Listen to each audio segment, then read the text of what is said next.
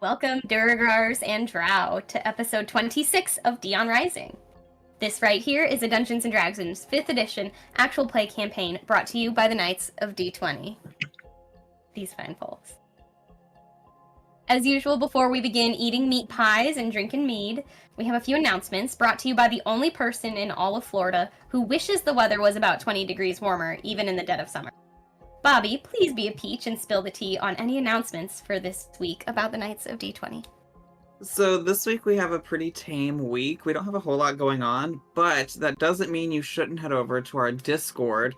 Make sure you join that if you're not already in it. We post all kinds of pet pictures. We talk about behind the scenes stuff occasionally, as well as just engaging with everyone. So if you have questions for us that you want answered, you want to have a specific question in tea time for the week, that's where you can go put those questions in. Or for the Int Mod Pod, feel free to ask us anything and we will answer your questions because we love you and we will shamelessly do whatever you want us to.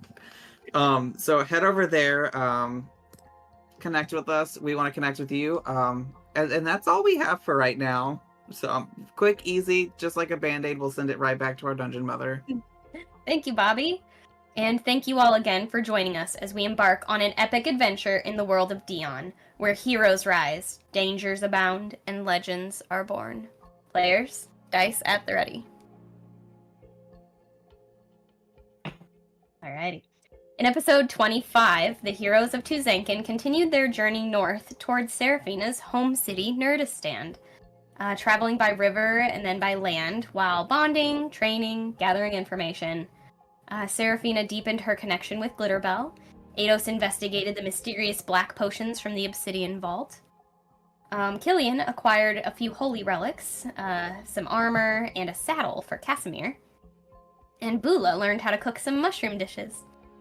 Marway befriended a gem-hunting water on the way and kind of pondered his role in a grand game of chess, while gifting Eidos a black bishop piece. Along the way, they encountered Athenaeum archivists and monks, with Seraphina uncovering details about an ancient dragon god and a missing egg that might prove to be more significant than anyone realized. As we return to Night Gang, your caravan, which has swelled over the last 3 days to consist of 18 total merchant carts, 4 different traveling families pulling pack mules, handfuls of laborers chasing new jobs, you finally reached the sprawling sort of suburban neighborhoods surrounding Nurdistand proper. You see now it's like a wall-less city that has expanded through all this healthy seed trade and plentiful food resources well into the farmland and now the rainforest. It's bordered to the south by the Chavez River and then to the west with the Bay of Nolwed and the Great Ocean. Nurdistand is a very bustling port city perched on the northwestern edge of the Arundrial coast, where the salty breeze kind of carries the scent of spice, fish, parchment. As a major trade center, its docks are always kind of alive with the shouts of merchants haggling over rare silks, enchanted curios, exotic goods brought in from all kinds of distant lands. Tall masts crowd the harbor beneath these kind of short, stocky cliff sides that jut down into the ocean. And overlooking the city, upon this like small island just off the coast, stands. You can see it tall and proud now, even from the higher ground of this cliffside city. The minaret of Nurdistand, this grand tower owned by Seraphina's family. It rises above the rooftops. This massive, very like bright teal-washed tower, gleaming in the sun, a beacon of just magical study and innovation. The highest rooms of which overlook the prestigious Luminara College on the mainland, where aspiring mages and scholars hone their craft under the watchful eye of the realm's finest arcane minds. Despite its wealth and its magical prestige, Nurdistand remains pretty firmly under the rule of a seasoned human naval captain whose leadership ensures the city's stability against piracy and foreign threats.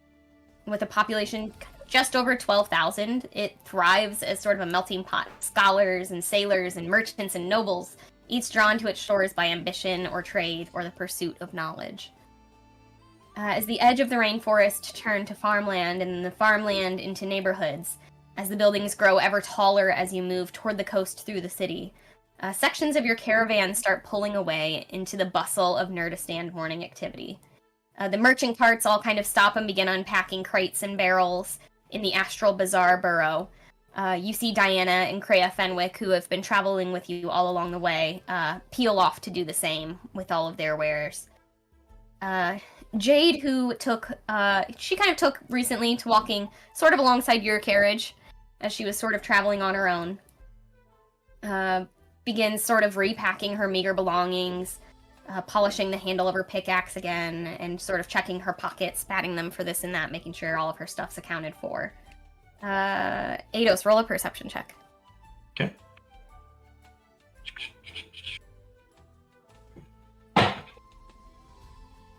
Seven. Yeah, she must not have anywhere important to be. You do notice, like, she keeps, like, kind of glancing as, like, your cart passes, like, job boards. There's, like, these carved stone city, like, map table kind of things, like, on an angle every now and then to help people navigate the city. She kind of, like, notices those and occasionally wanders over to check them. And eventually she lets you all know that she needs to actually head off. She said, I have to go to the Gloam Ward. I'm gonna try to apply for some work with the clan. Yeah, you still have my address, right? Eidos will pat his chest. So yeah, I've got it memorized now. Excellent. Good. I mean, that's fine. Yeah, so write to my cousins. I'll send them wherever I end up staying in Dagda Horgan, if I get a job, and they'll let you know how you can reach me.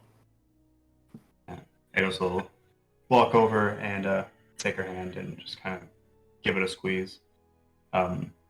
Just kind of a subtle way of showing her that he'll miss her. Not too demonstrative in public, but say, I hope you find what you're looking for. As do I, friend. And gives you a warm look and a squeeze to your hand back, and then blushes purple again and quickly, puts her bag over both shoulders and gives everybody else a wave. Seraphina, nice to meet you, everybody. Look me up if you're ever in the mines. I can maybe show you around by then. And she kind of slowly but resolutely sort of wanders off into the city. And you're all left to your devices. At this point, most of the rest of your group have really dispersed into the city, so it's just you guys. You still have this cart that a couple different places you can return it to for the traveling guild that helped bring you here. But yeah, Seraphina, this is sort of your stomping ground. So, you have some different options of places you can go. You know how to find the Luminara. You know all the neighborhoods. Obviously, you know where the minaret is, where to find home. What do you think will be your guys' first order of business here in Nurdistand? I think everybody's most interested in getting the information we're looking for. And plus, I want to take Kittenberry to see if we can get her signed up for some classes. I'll probably take everyone to Luminara. Okay, excellent. So you guys head toward the Luminara district, named for the school itself, sort of this city's biggest crowning glory. Luminara is sort of spread out across 4 city blocks, each one sort of comprising school buildings, surrounding open-air courtyards where the students will eat and socialize and practice their mage craft and relax between classes. Aside from lecture halls and classrooms, Luminara has a few really large buildings. As you guys move toward that district, Seraphina kind of leading the way. She points out, so there's the Grand Arcanum. That's actually the entrance to this underground library, and you explain to them that Luminara's library is this vast subterranean sort of repository of all these magical tomes and scrolls and artifacts, all used for teaching people. Much less prestigious than the one in Ozaled, but still a vast place for knowledge. And you explain that it's actually, because it's so far underground and we're so close to the ocean, it's flooded and the shelves are floating and they just move around and rearrange themselves on these like floating platforms, and you have to get around by little like boats, little individual boats, in the library. And you point out the Astral Observatory, you point out the Elemental Labs, you point out the Verdant Apothecary, all these different sort of specialty buildings around Luminara. Eidos and Seraphina roll perception with advantage, and everybody else can go ahead and roll perception as well. Just a flat roll. Excuse me. No way. Oh yeah, the first one was another 7, but the second one was nicer to me.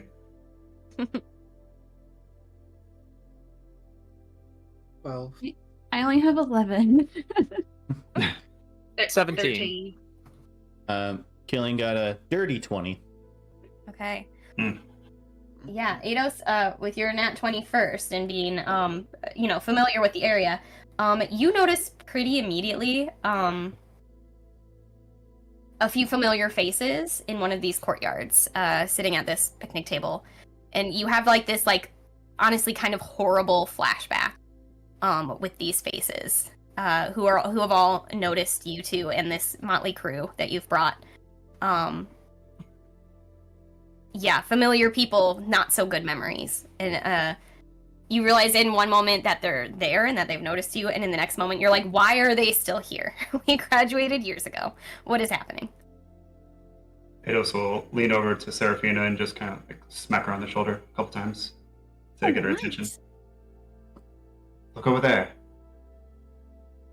Oh my gosh, are you serious? Those losers are still here. Can you believe it? I mean, it's just golden year stuff, though. I can't even imagine outside of this place, and apparently they can't either. So lame.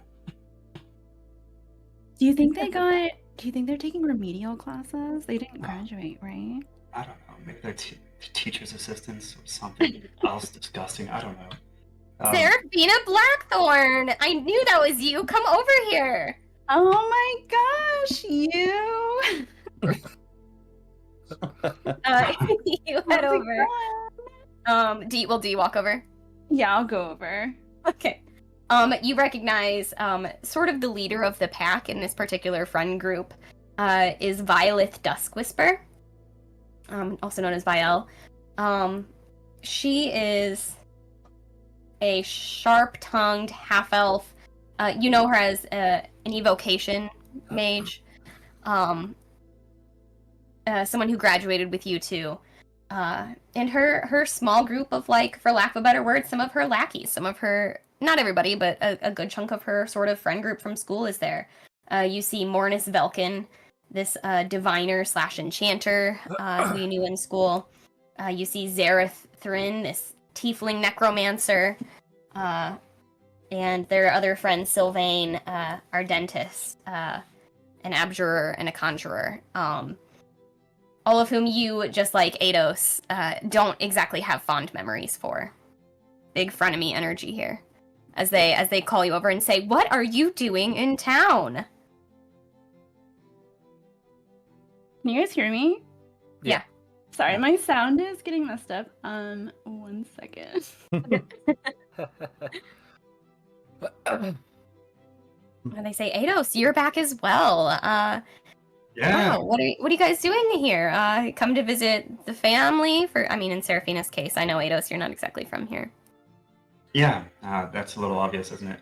Yeah, we're just here on business, actually. And a little sightseeing. You're all still here, or you just got back? For On business as well, of course. Well, okay. and Vielle says, well, you know, I've been the battle magic instructor here since graduation. So of course I am still here on permanent business, really. You liked your time here, didn't you? Did I like my time here? I mean, it's kind of a joke. Obviously, you did, or else you wouldn't have stayed to work. well, certainly. I mean, if a job pays well and if you're good at it, right? You might as well. Someone has to help out these next generations of mages. Gods know they don't have the same privilege that all of us have. And she gives you a pretty judgmental look. How noble of you. Of course. No, and these guys, it's just a coincidence that they're all here.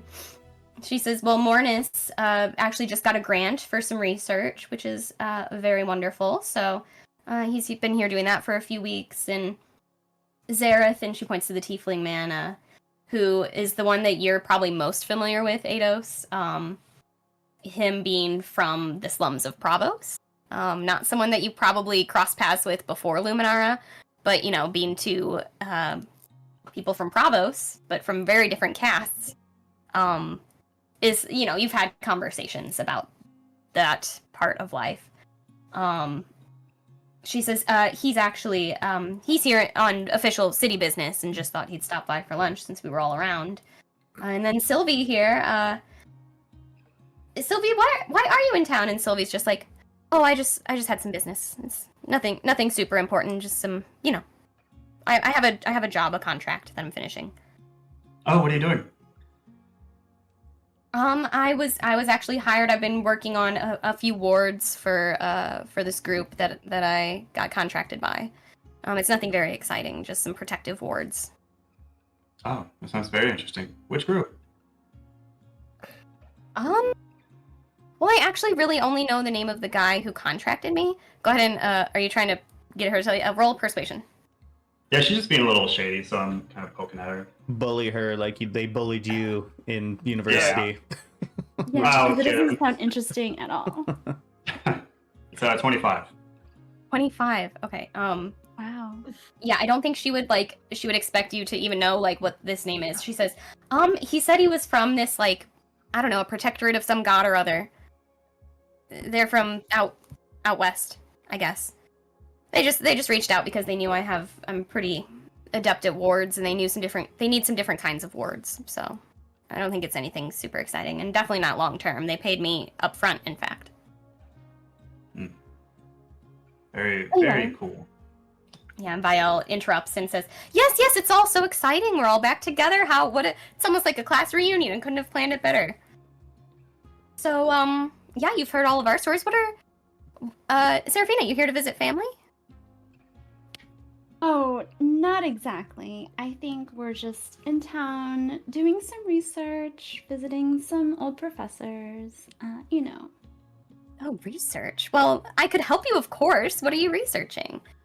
I'm... just like I said, I was always going to be the top of our class. I was, naturally, but I like to say now I'm the top of the faculty. I don't think it's something you would know anything about, so... Well, sounds secretive. You Oh, always very were... secretive. You always were difficult to read, weren't you? Well, I have a class that's going to be out here in a few minutes. I have the best idea. How long are you two? Do you two have a bit of time this morning? We're in You're- a bit of a rush, but Friends. why do you ask? Well, I would love if maybe my students could see some real-life combat magic, and you could pull your friends in and we could have a little friendly duel out here in the courtyard for my class. Oh, do you usually get random people to teach your classes? No wonder they hired you. Certainly you don't still think you're random people. That's so sad, Seraphina. I thought you would have outgrown that by now. No, of course not random people. I thought they could see. It sounds like you are still, bumping around just doing your thing. I thought it'd be exciting for you to show them what you've learned out in the real world. Please, it would be so fun. Eidos, I think Seraphina you'd be is really good at demonstrating. I don't know. Maybe we should just get right down to business and not, make demonstrations in the public. Kind of give as much of an audible wink as you can to her. Just trying to warn her against letting our presence be too known here. I think where we're is- trying to keep. Where's Glitterbell at this moment? I'm gonna say she's probably still with our stuff. I think because we're trying to keep her hidden because people are looking for her egg. Yeah, From you the could have information left we me got in, Yeah. You could have left in like one of your dad's offices, dropped off your stuff as you walked around the campus. She's in a kitty crate. Zada's gonna be like, both Eidos and Seraphina are quite capable fighters now. We just recently took on a small an emerald dragon and defeated it. An emerald dragon? Where did you come across one of those? Oh, just in our travels. Actually, Zada is an excellent fighter. Maybe he would like to give you a demonstration. What do you think, Zada? Of course. Anytime I can fight anybody. He loves to fight. I'm a worshiper of Ere, and if you need somebody to show off some combat prowess, I can definitely do that for you. I can get a little rough, but I will try to hold back. Yes, I imagine you're not Luminara trained, so anything you do would likely be rough by our standards. But of course, yes, please, I would love that. Sarah, are you really sure you won't partake? Will any of your friends? I mean, 4-on-1 just certainly couldn't be fair, but. Oh, were you trying to fight us 4-on-2 before? Well, no, I thought 4-on-6 would be fair. We're all Luminara trained Oh. mages against you two and your crew. I think would have evened out some odds. I'm sure you're not all magic users, and gives Bula this like very judgmental look. Well, it may be good to have them try their magic against someone else who has a different set of skills. Bull is very strong. We We won just in like- yet. Grunts. But she doesn't even give him a full sentence. She just is like, "Ah." Yeah, we're not the demonstrating type. I'm afraid somebody would get injured.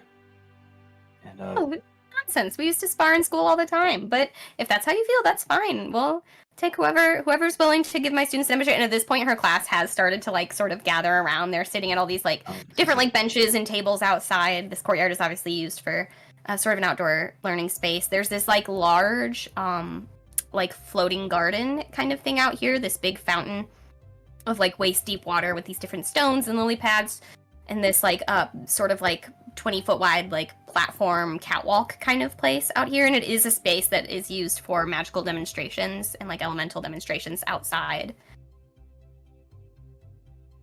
Eidos will turn to Seraphina and look at her. Ball's kind of in her court. Well, Seraphina, I know you were always quite hesitant to show off whatever magics you inherited. I'm sure that, your family's gifts manifested at some point or other, and she says it quite loudly so that the students all kind of hear and start whispering. And she says, that Blackthorn magic is really something to behold. I really wish you would join us, but that's all right if you can't. I wouldn't want to embarrass you, but I think, Killian, would you want to give a demonstration? Killian will walk up behind Seraphina and Eidos, kind of just like in the middle of them, and he'll just put his hands on their shoulders and say, "Come on, you two. It is your duty as graduates of this fine establishment to teach the young and up and coming mages a thing or two. I know you guys have it in you." See, he knows. Gee, Killian, thank you for your vote of confidence. I've seen you two in action. My confidence do it is founded. Yeah, you guys could probably take them on yourselves. You don't need us. She Gee. like, yeah, I'm sure they could by now. At this point, Bula is just like starting to slowly slide out her like giant war axe. Like she's ready for it now. She stands up, kind of seeing you all sort of posturing at this point, and she says, "All right, students, gather around. Everybody find a seat close to the water. We have some guests today. Very exciting. Since, as you know, all of my comrades are here, we're gonna have a bit of a real life demonstration by some actual adventurers. Everybody, please give them a round as the crew of Seraphina and Eidos take the stage with us." And she gathers her students, and she and her 4 friends, some more begrudgingly than others, apparently, sort of take one end of this platform. And they say, "Please, whoever would like to partake in the duel and show our students a thing or two about some real use of practical magic, step onto the platform and let's get this started, hey? Let's go. Hey, indeed. Let's slide my staff out of Boola's bag. How many Um, students are stepping up? It's just her 4 friends, I believe, and it's just Yeah. Just the us. 4? Okay. Yeah. So her and her I other see. 4, and then her students are all sort of standing and sitting along Okay. the edges So- of the water, just watch. So is this like a one-on-one thing, or is it a little bit of a free-for-all team battle? Well, I mean, you tell me, you're the one out there experiencing fighting emerald dragons, so you know better than I do. Is a battle out in the real world one-on-one where you take turns, or is it more chaos and every man hit what they can? It's chaos where we take turns. I mean, technically speaking. Almost like like- we follow a number. Almost like in rounds, Oh, yeah. perhaps in 7-second they- increments. Are they by chance like doing like mage armor, like doing their like get ready spells? A couple of them are. Excellent. In that case, we're gonna go ahead and have Huthamer and Siege ready to go. and I cast, I'll cast Shield of Faith. they're innate gonna- sorcery. Killian will go over to Seraphina and just kind of very gently grab her wrist where the bracelet that I gave her is, and I'll just kind of say to Seraphina, it's like, let's show them a thing or two, huh? And I'll cast Warding Bond on her.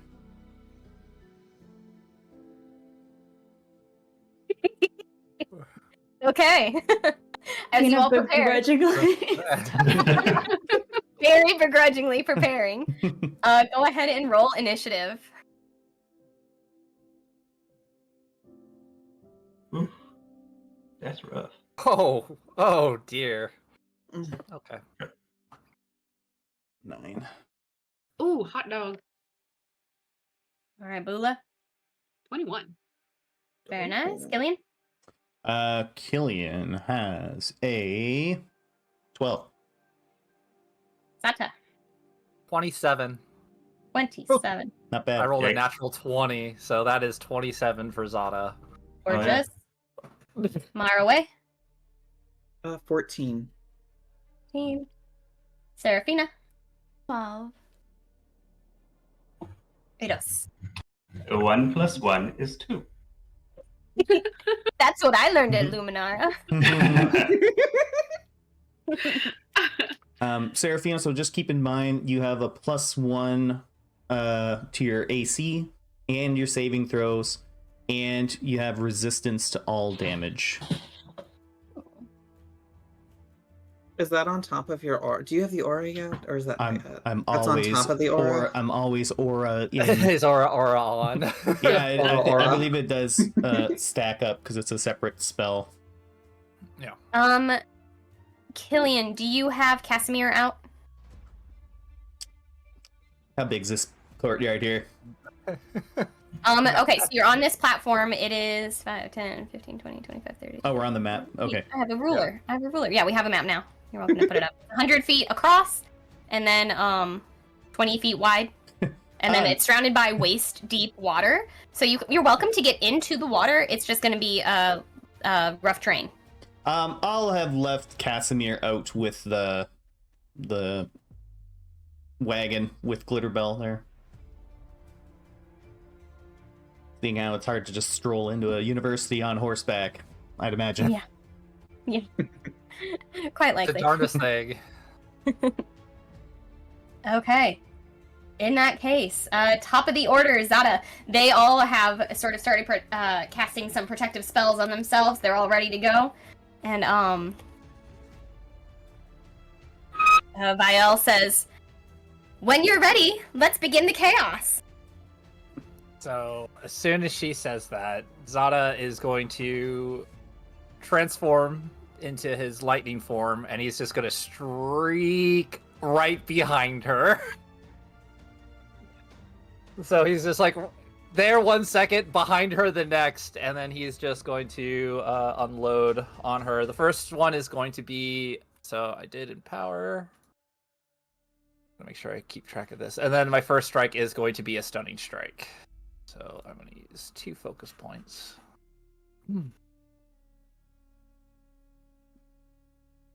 Ooh, that's not great. That is 14 to hit. No, sorry. 11 to hit. Sorry. That's even worse. It was a what to hit? 11. 11 to hit. Does not hit. Okay. So second hit, second attack, even worse. All right, and then my this will be my bonus action attack. There we go, 17. So that will be a total of 24. To hit. Okay, she's got to make a DC 13. Make sure I get this right. It's been a while since I've done this. I'm pretty sure it's 13 though, for a stunning strike. No, 14. She's got to make a 14 con save. That's a 19. She succeeds, but the next attack against her has advantage, and her speed is halved. Okay. And then you know what? I need her to make a strength saving throw or get pushed 10 feet. Okie dokie. That was a nat 1. So she gets pushed 10 feet towards everybody. Good. And then I will do my damage, because that is also something I should probably do. This will be thunder damage, by the way. I don't know if that will matter for her. And that will be 7 points of thunder damage. Alrighty. And then that'll be the end of Zana's turn.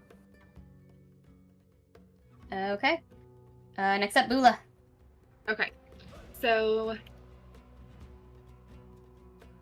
how far away am I? She got pushed forward. I can't count those tiny squares from where I am. A ruler? Got that ruler? Let's see. You can't I rule. got you. I can't. She's about 65 feet away. Damn it. Okay. So Bula is going to run, and then dash. Okay. So that should get me like right up in her face. At which point Okay. she's going to yell really loudly in her face. Use her bonus action to rage. I've already taken my action, so I can't really do anything with it. I just want to be obnoxious. However, Get her, Bula. as she does so. Okay, so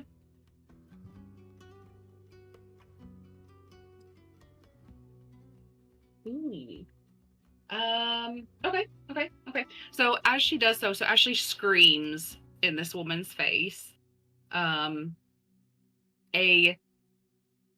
plump appears. Like right next to the woman. Okay. And she just, and Bula this is the head woman, right? The teacher? Yeah. Okay. As the one who judged her right off the bat, acting like she didn't have magic, she just stops, stares at that woman, and then points at the floof. Flump. Flump. The floofy flump. The floofy flump. The floofy flump. She's just hardcore staring down this woman who has a little bit of spittle on her face, and she just points at it. You are magic user. See, students, you can never judge a book by its cover. And is that your turn? That's it. And as she says that, she says, "Let me show you some of my magic." And she is going to cast. Oh, I had a different plan, but that would be so much funnier.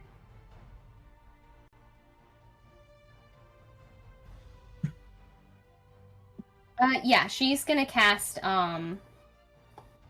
Ray of Frost at you. So you see this like beam of blue light just streak right at you, like at point blank, basically, from her palm to your chest. So let me see if that'll hit you.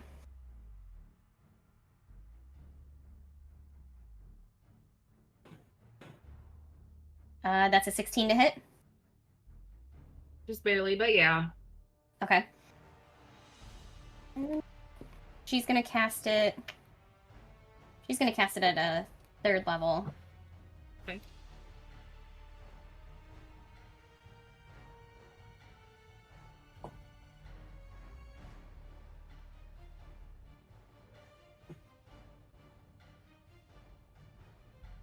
So 7 points of cold damage. Okay.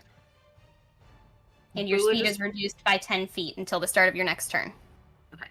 Bula just like kind of takes it and shivers and shakes and kind of looks at her and says, "Yeah, you try to cool me down." She is also going to...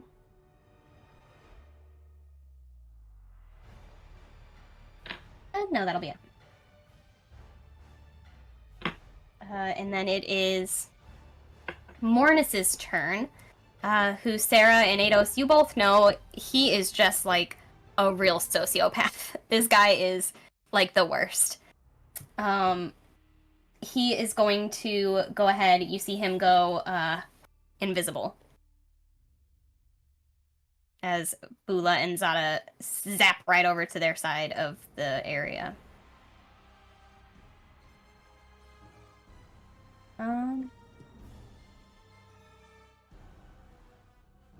Okay. And then right away in their turn, Sylvie is gonna go.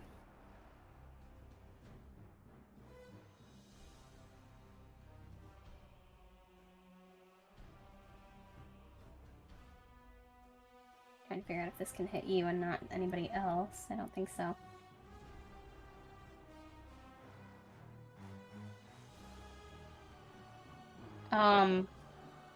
She conjures this beast. Vizada, what did you just use? Lightning or fire? Thunder.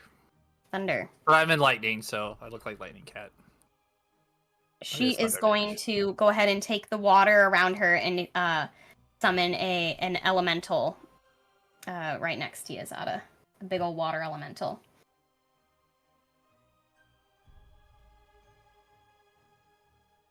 And it will do something fruity.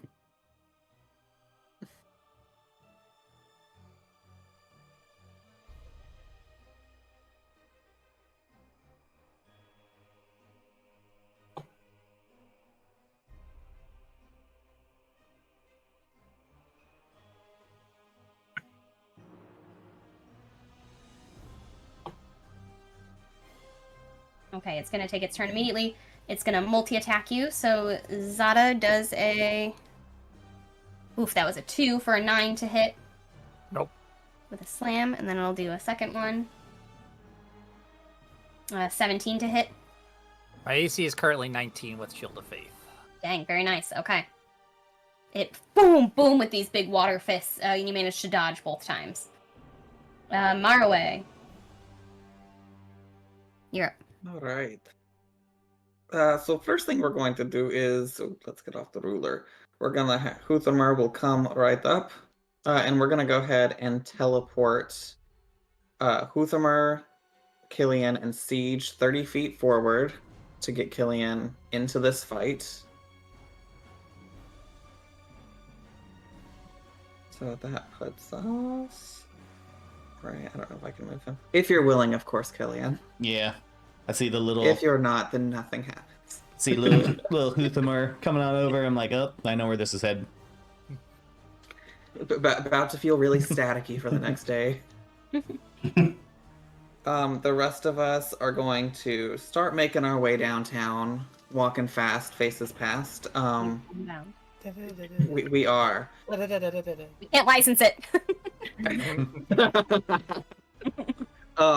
And with the swing of his staff, there's gonna be like, you're gonna see Haven, his golden moth, kind of fly outward towards what the main teacher. And this is going to be Starry Wisps. Oh, hold on. We're gonna use this one on yeah. No. Nothing happened. It misses. Haven really thought she had something, but nothing happened. But it's okay. We love her anyway. We love Wait, her is anyway. this the very next actual attack on this person? Does have advantage. Yes. Do Oh, you it have does. advantage? Yes, because I Because- didn't hit her. Yep, Yeah. correct. I got to her. Does a 15 hit? Yes. Oh.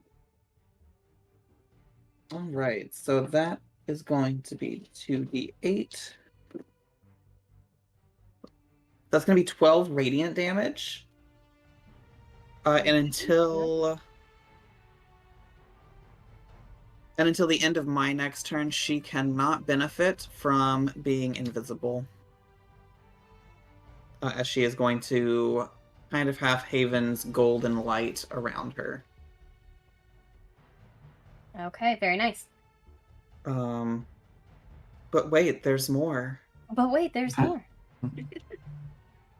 30. We're going to get Siege up in there also. That's going to be a 17 to hit. Yep, that'll hit. And that's going to be 9 damage. Very nice. Anything else? Piercing specifically. That's it. You said piercing damage? Yes. Okay. It seems like there's a bit of resistance to that damage. The skin doesn't quite pierce the way you want it to, almost like it was solid in some way. But you did a little damage. You scratched. Okay. What kind of damage was it? Piercing? Piercing. Oh, interesting. Yeah. That sounds Okay. like stone skin. Right? It very well could be. I think to myself as someone who knows that spell. Yep. Okay,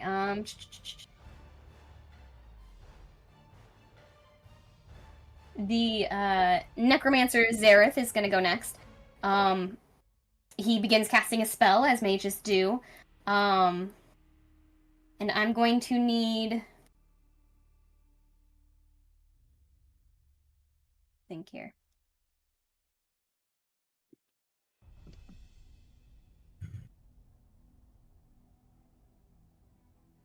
A Constitution save from Seraphina and Eidos. Gasp. Marway teleported me away from all you guys.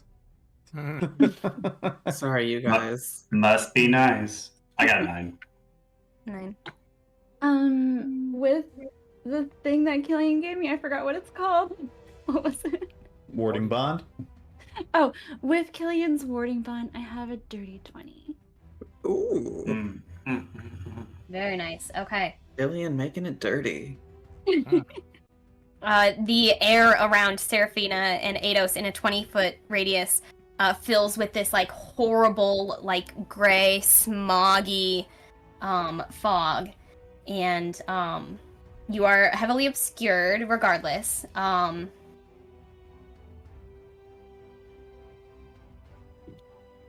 Let me roll that damage because it's a lot. Let's sigh. I'm gonna need to use a digital dice because I don't have enough out here. Oh, No, no. that's not good. Just Let's use say what you you have know on it's about hand. to be a great time. Where's my 60-sided dice? Okay, not so bad. Could have been much worse. That's several ones. Okay, so Eidos, you failed the save. You're gonna take 18 points Oh of my gosh. Ouch. Oh my poison gosh. damage, Okay. Dang. and then Actually- Seraphina, you're gonna take. Sorry, go ahead. I cast shield. You cast shield. Will that protect from this damage with a con save? Read the shield spell to me. It just bumped your AC. Of Yeah. 5. Sorry, Yeah, I sorry. can't remember what the DC was, though. This was a con save, so I didn't need to roll the hit. Okay. So Oh, you I can, see. you can save it. Shield won't help. Never mind. I take it to the You face. get nothing. Yep. If you have take it absorb to the lungs. elements, that would help. Seraphina, you're going to take half that damage on your save, so you're going to take 9 points of poison damage. Okay. And you're also resistant to it, Seraphina. So it's half of that as well. Okay, so So 4. And I believe Killian takes the other half, 4. don't you? Yeah. Yep. aw, thanks, Killian.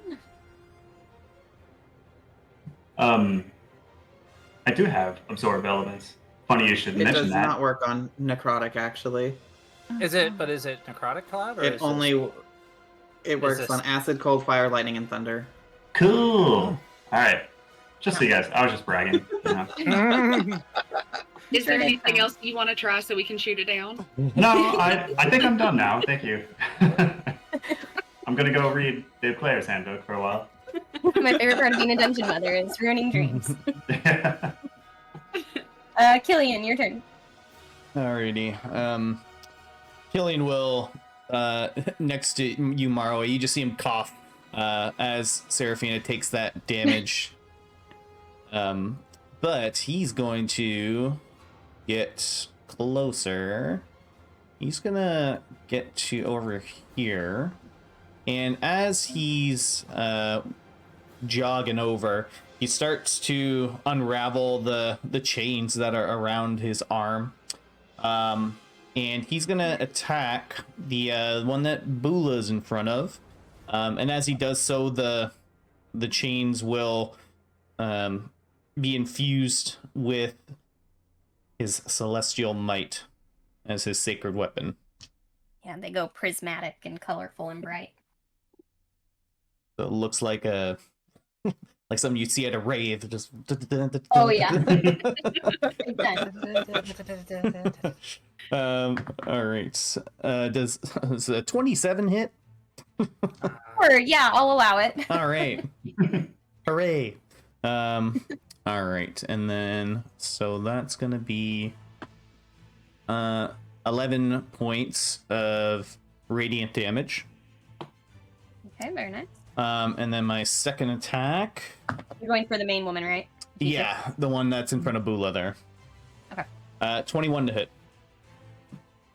Yeah, that hits. All right. This one I'm gonna use a little freebie divine smite here, so that's gonna be 9 radiant, and then plus another. Ooh. Another 13. So 22 points of radiant damage. Gotta love that radiant damage. Awesome. She doesn't look good already. She's like, okay, students, so this is what you're gonna do when you're on the defense. It's getting absolutely whipped by chains.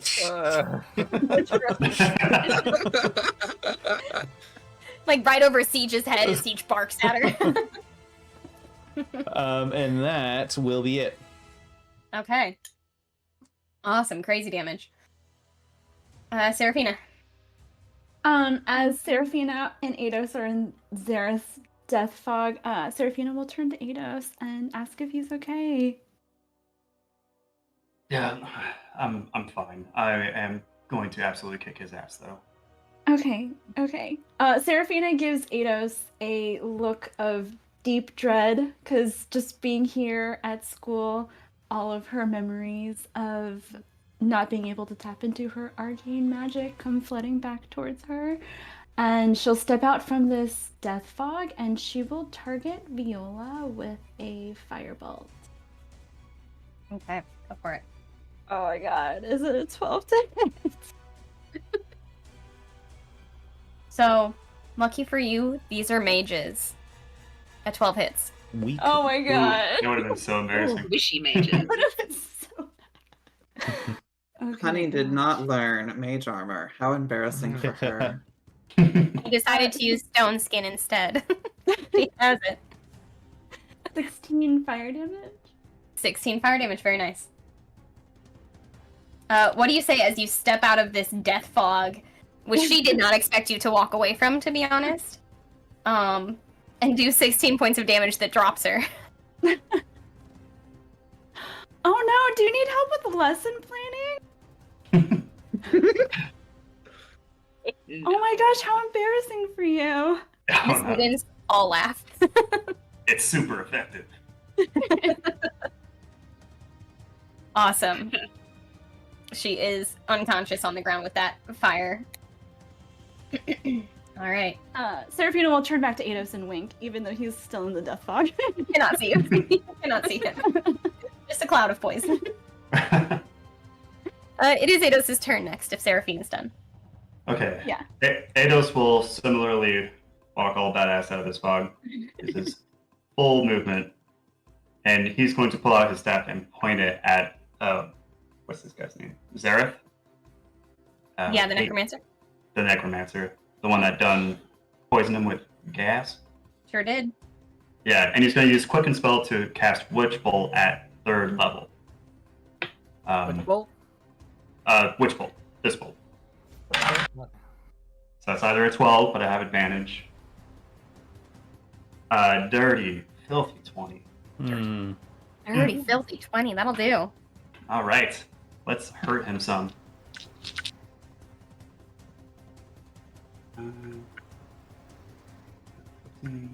That's 24 points of lightning damage. Very nice. And then he's going to cast Lightning Blast at him. He's really mad. Oh my god. It's a cantrip, so that's the first one's a 23 to hit. Yeah. It is pissed off with this dude. Mm-hmm. I like to think he had the most tension with this kid in school. Most likely.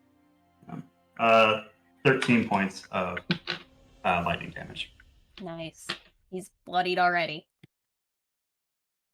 And I believe that's it for me. Okay, so Okay, I'm awesome. gonna assume that Eidos is the bottom of the current order at 2. Correct. Right? Yeah. Okay. Yep. So back onto the So, top. So what's gonna happen?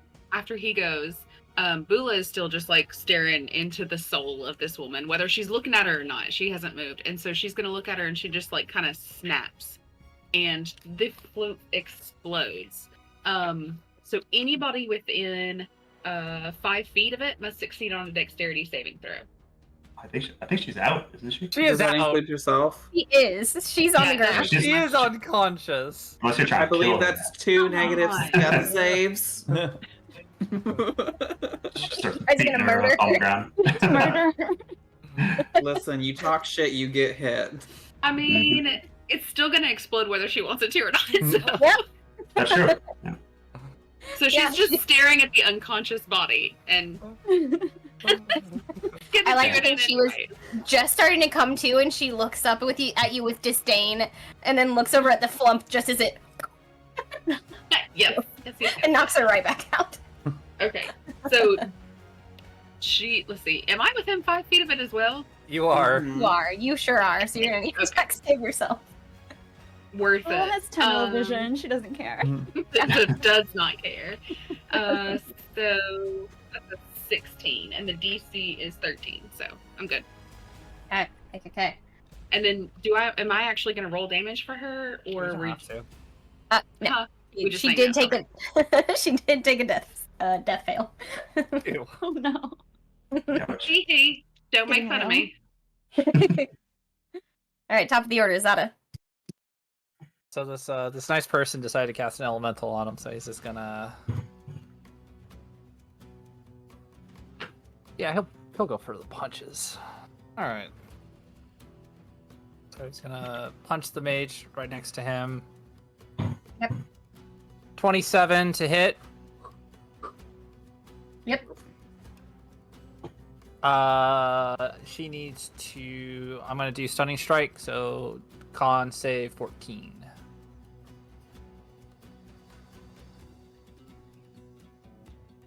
$16. Okay, that succeeds, but the next attack has advantage. Do that one's turn. She's gonna take 11 points of thunder damage. Said 11 points. 11 points. And Okay. then the next attack is going to have the advantage.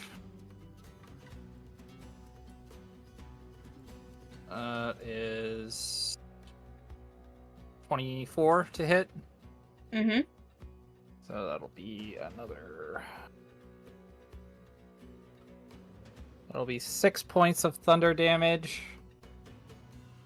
And the next attack, I will. You know what? I'll burn a key point to do flurry of blows. So it's gonna be 2 more attacks on this poor person. She's Okay. just gonna get wailed upon. So first one, that's a natural 20. That'll do. So that's gonna be a total of 8. 17 points of thunder damage. 17. Damn. I rolled a 5. Yep. And last attack does a 14 hit. No. Okay, then the last one doesn't hit. That's Zada's turn, as he just relentlessly punches this person in front of him. How'd Awesome. that concentration hold up to all those 37 hits? Great question. Let me roll. Jeez. It saves. Still up. All 3? Oh, all 3. Yep, hold on. First one saves, second one saves. Third one saves. I Good didn't get for lower than a her. 50. Good for her. As a summoner, good for her. Good Good for for her. her. So frustrating when your summons don't last. All right, Bula. Okay, so where are we? It's kind of hard to tell from where. Sorry. You are next to the fallen body of the teacher. You are about, let me see. You're about 20 feet away from the one Zada's taken punches at, and the water elemental is about 30 away in that same direction. The necromancer is 25 feet, sort of in that same direction, but to the south. And then there is an invisible someone running around. Oh yeah. Well, That guy. she's gonna run over here to the. I guess down here is the necromancer. Yep. The one that Zada's not right in front of. Yeah. Move you over. Okay. She's gonna run that way. Sure can. And as she does, so she's going to, let's see, because she hasn't 100% figured out how she necessarily makes these things come about. So she's gonna just make a throwing motion next to that guy's head. Okay. And see if a flume appears Okay. within 5 feet of him. It does, by the way. It does. Do you want it to be opposite you or next to him? Diagonally. Opposite me is probably smarter. 10 for Mona Moore. Not that, she always thinks those things through or cares, honestly. As she does that, so she comes up on this fella and she is going to pull out her gigantic great axe. And she's going to hit him. Go for it. Maybe. 16 to hit. That hits. Awesome.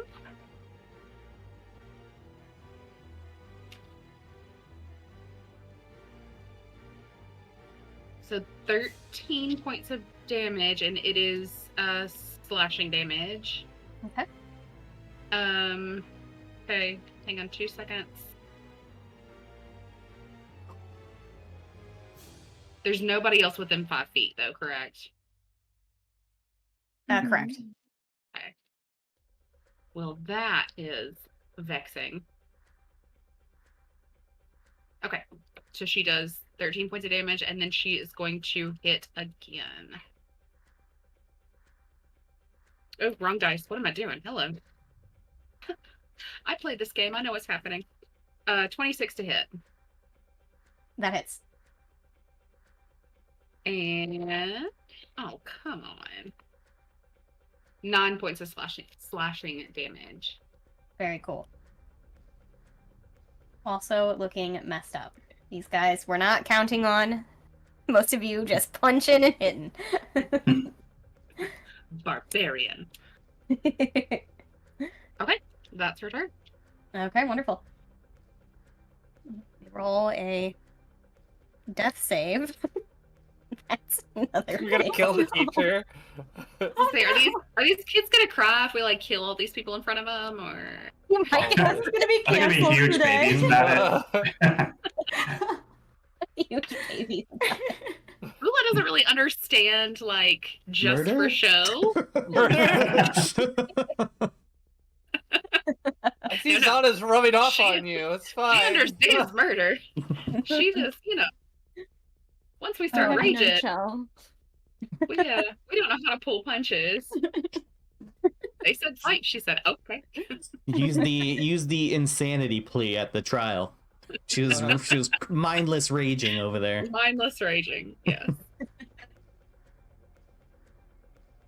Okay,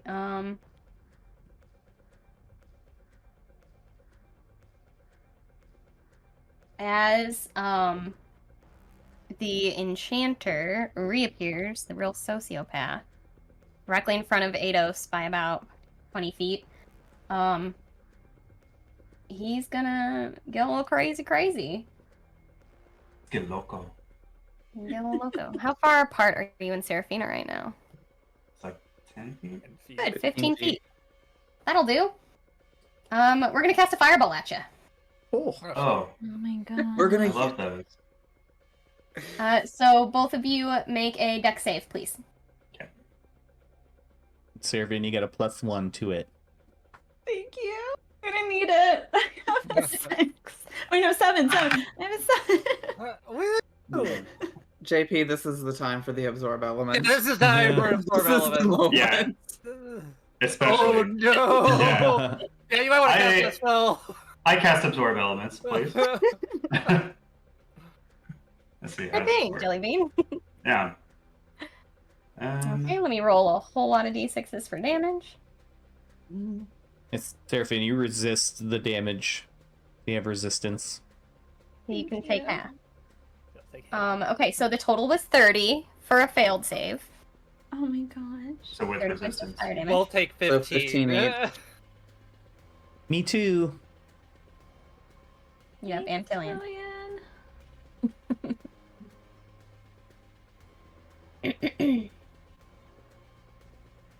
Oh my gosh. Yeah, your dress and Eidos, your cape and your robes totally catch fire. God, as I this just thought fireball this- explodes right in Oh, between the God. both of you. Boom. But he is out of Seraphina's invisibility now. frantically trying to put out her dress. The students all cheer. This is the most excited they've been. Okay, and now it is our friend Sylvie the Conjurer's turn. She is going to get the hell out of dodge and Misty Step away as her bonus action. Where do I want her to go?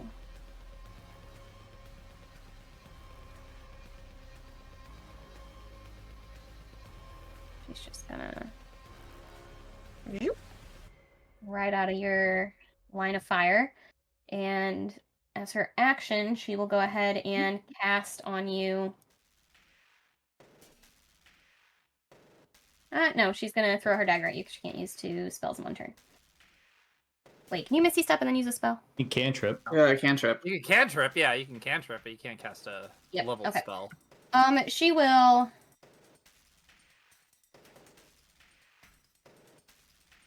She'll throw an acid splash at Zada. She doesn't know what your whole thing's about. Go ahead and roll a dex save for me, Zada. 37. It's not. Because I don't have monk one. It's gonna be 9. 9. Are you close Yep. enough for the aura? No, I think he's a little bit. He's just I out. think I'm a little out. Yeah, I think it might be just out, which is fine. Sad day. 20 feet, so you have like a 15, right? Or 10. Yeah, I'm 10. 10. 10. Yeah, I'm out 20 feet. That's fine. It's my first damage. It's fine.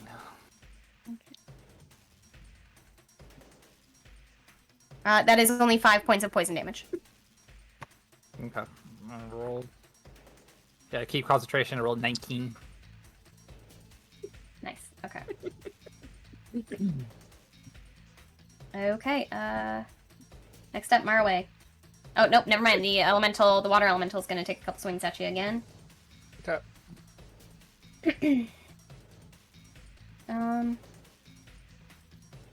It's actually going to use one of its bigger actions. Make a strength saving throw, please, Zada.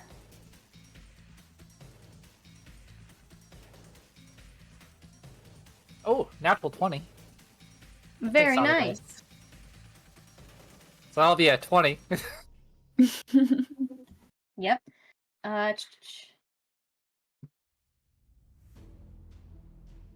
Doesn't say on it.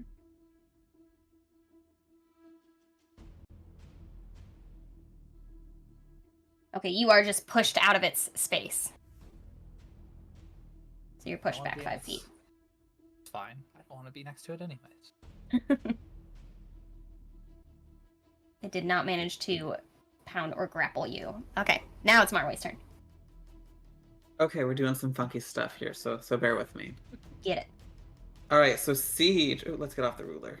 Siege is gonna move here, and we're gonna grab onto this lady and drag her this way. And then step to the side, and Marway is going to run up and kind of kneel down, and I'm gonna make a medicine check to stabilize her. Okay. Because it would be awful to see her die, and I feel like as he's like kind of doing this, he's like looking up at this lady, and he's just like, "Your summons are quite impressive." She says, "Thank you, so are yours. They're very colorful. I like that." Whew! Thank you, +7. Well, +7 minus 1 exhaustion, or 2 for the exhaustion, but we hit the 10. All right, yeah. So she is stabilized. Excellent. No dying here today. But for our bonus action, Huthamer is going to start doing some damage. So we're going to attack at this guy who likes to go invisible. I don't remember what his name was, but... Mornas?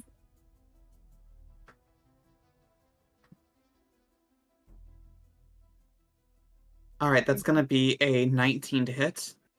Ooh. That hits.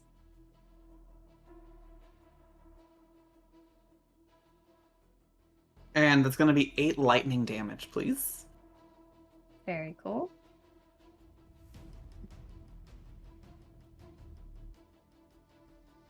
And then we're going to scoot Eden here.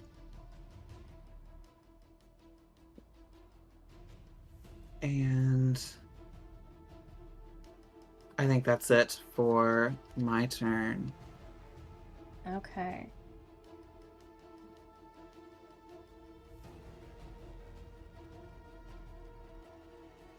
Alrighty, it is time for the necromancer. Yeah. What would he do?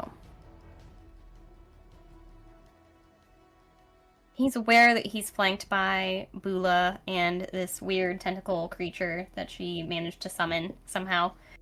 But he's Skills. got eyes on Eidos. He's gonna...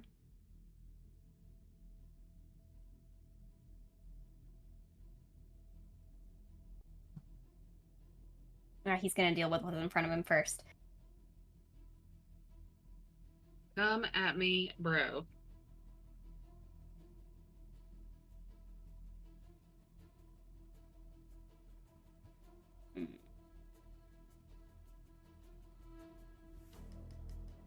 Okay, Bula, he reaches out to you and lays a hand on your arm.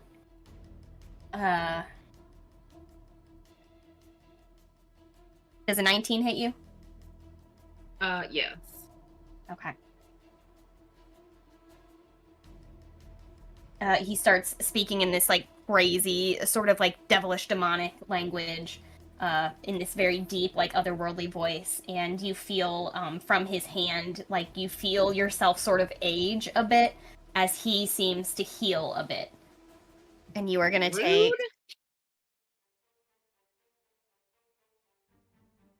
Rude. 9 points of necrotic damage. Okay.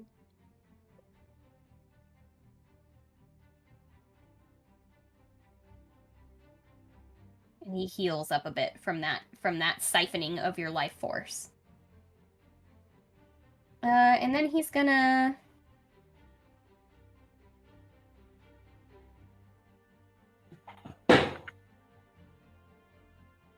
Doesn't really have much else he can do right now.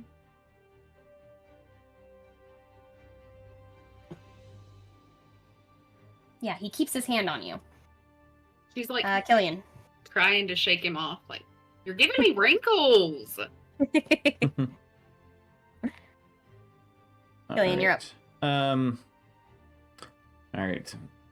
Seeing Marway stabilize that lady over there. He was a little worried for a second, but he's going to get a little bit closer to this crazy person. And he's going to attack with his whip. 14 hit? No. Oh. Yikes. Wow. All right. There's a 19 hit.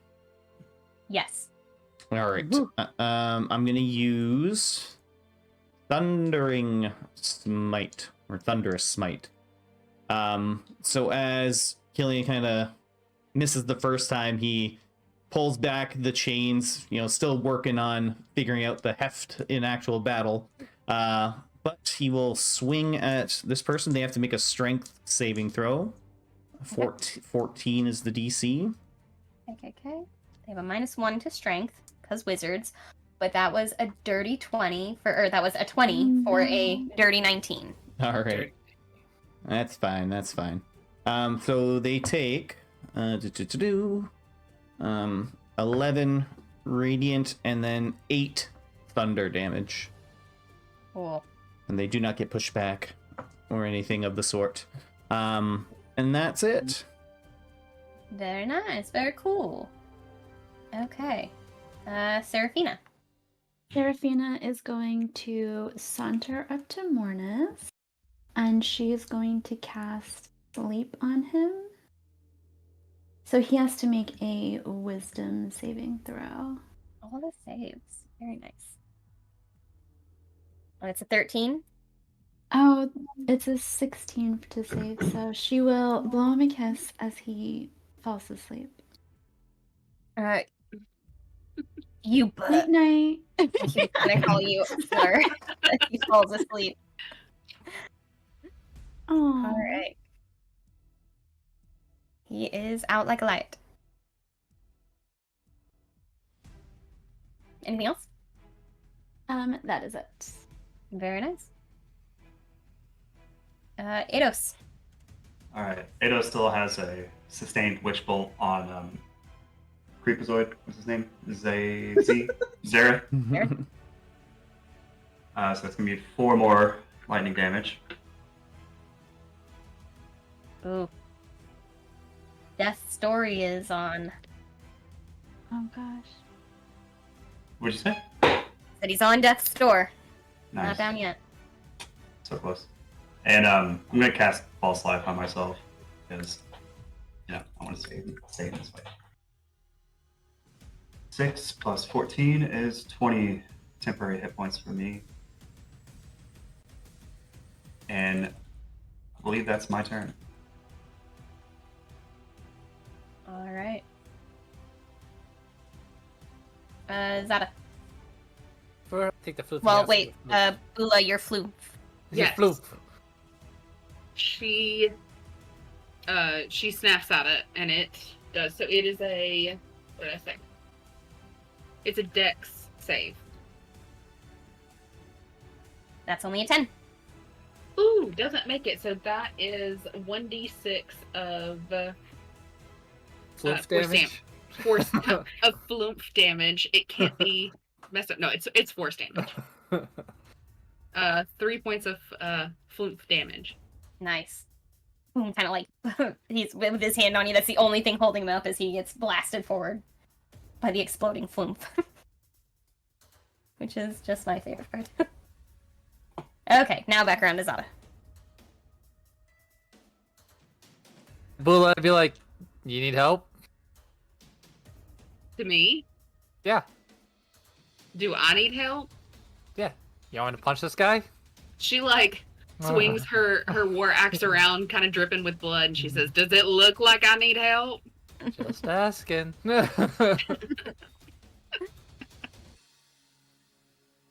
So Zada will move over here to the little girl that decided to try to run away. And it's like, hey! It's gonna take a first punch. That's gonna be 26 to hit, and then Yeah. I will do Stunning Strike again. It'll be my last key point, so another 14 con save. It's only a 9. She is stunned. Nice. Everything's gonna have advantage on her until the beginning of my next turn. So she takes 6 points of thunder damage on the first attack. She goes down. Not only is she stunned, she's just gets unconscious. stunned and then just go over. Very nice. Give her the old judo chop. Yeah.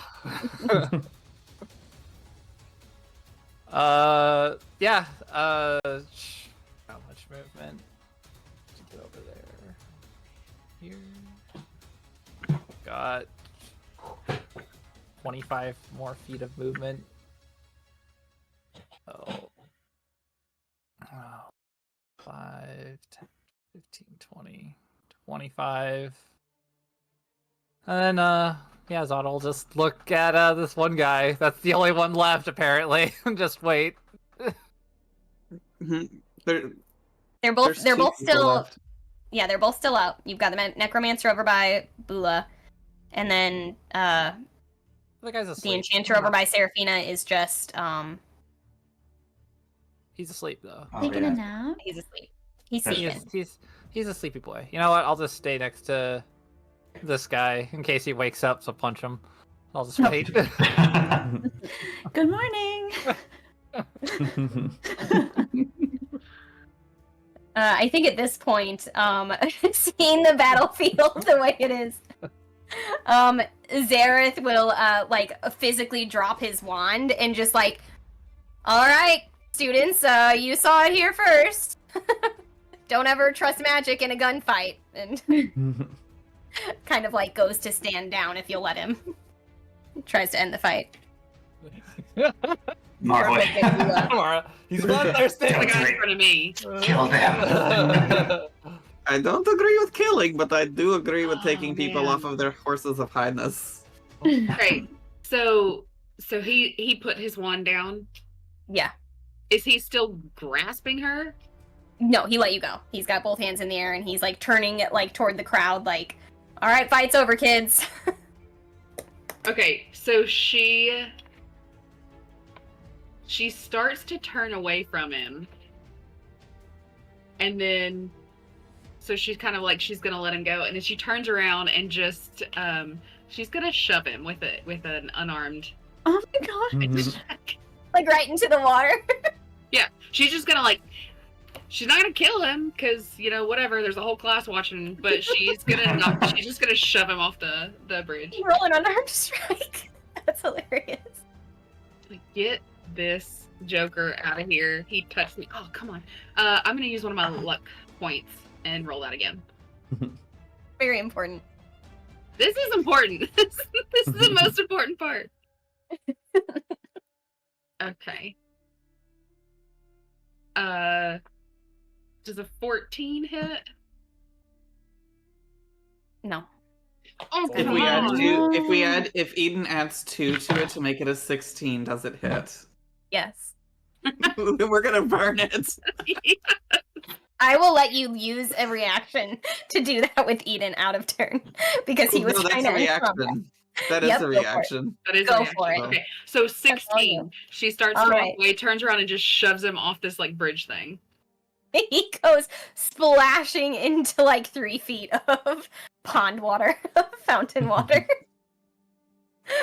and sits up. Nice. And he's just like, well, this isn't the first time Vile has gotten us into some bullshit, so I guess that makes sense. Bula just kind of snarls at him. She just gives him like a, and then does turn around and walk away this time. He pulls out a flask and takes a drink. If the fight is ending, I'm gonna go ahead and cast Goodberry and pop one in each of the other two's mouth to get them up and going. All right, yep, they rise. I assume you just kind of wake up. What's his name on the floor? No, you're just gonna let him sleep. No. I just push him with my foot into the water. So I saw. He will surely drown. He'll wake up. He does. He wakes up in the water, like when you fall off the boat at the lake. Yeah. Okay, incredible fight. Totally whipped their asses. Yeah, you wake up, Vile, she comes to and sits up. And she is, like, she looks around and she sees the 2 dudes in the water just, like, sputtering. She sees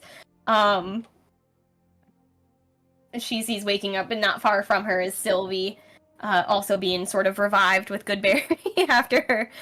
And she, like, curses under her breath. Stands up and says, well, students, as you can see, it is quite important that you know your defensive spells against all forms of lesser combat tactics. And she tries to kind of save face to the class, while, like, pointedly not looking at Seraphina or Eidos. And when she says lesser combat techniques, Bula just turns around and like jumps at her like, lesser? It is also important, young children, to not fight battles that you cannot win. Okay, inside. Time for a quiz, kids. Let's go. And she, like, starts to gather her kids inside. Faculty standards certainly have fallen. I better speak to my Seraphina, father about this. Do you see, I find do you say it that loud enough difficult for to her to hear? believe. Yes, very loudly. All the students. She, like, Seraphina? Oh, go ahead. pauses her back to you as she was walking away. And you see her just kind of, like, shrug her shoulders and put her chin up and keep walking. But Zareth laughs from the water. Pretty open. Seraphina will give him a wink.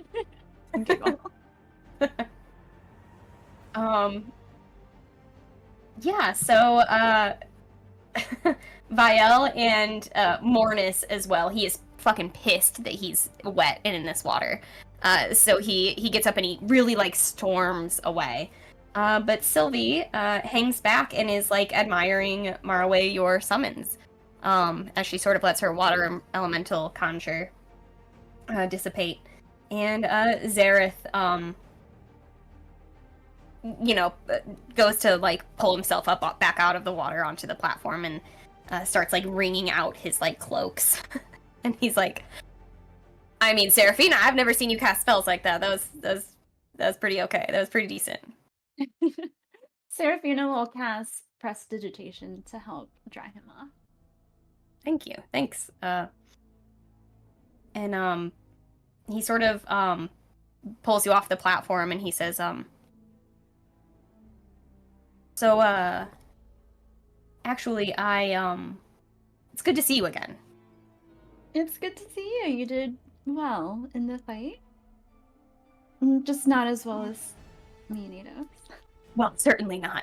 I didn't honestly expect to. I think possibly we were in our heads from the start, huh? You really have been out there learning some new tricks. Yeah, it's been really fun. He says, yeah, I think, I don't think what Vial understands is that you can't really, there's some things that you can't really learn in a classroom. I don't think he ever really got that. And he kind of, like, glances at Eidos, sort of to imply that maybe he doesn't either. And he says, listen,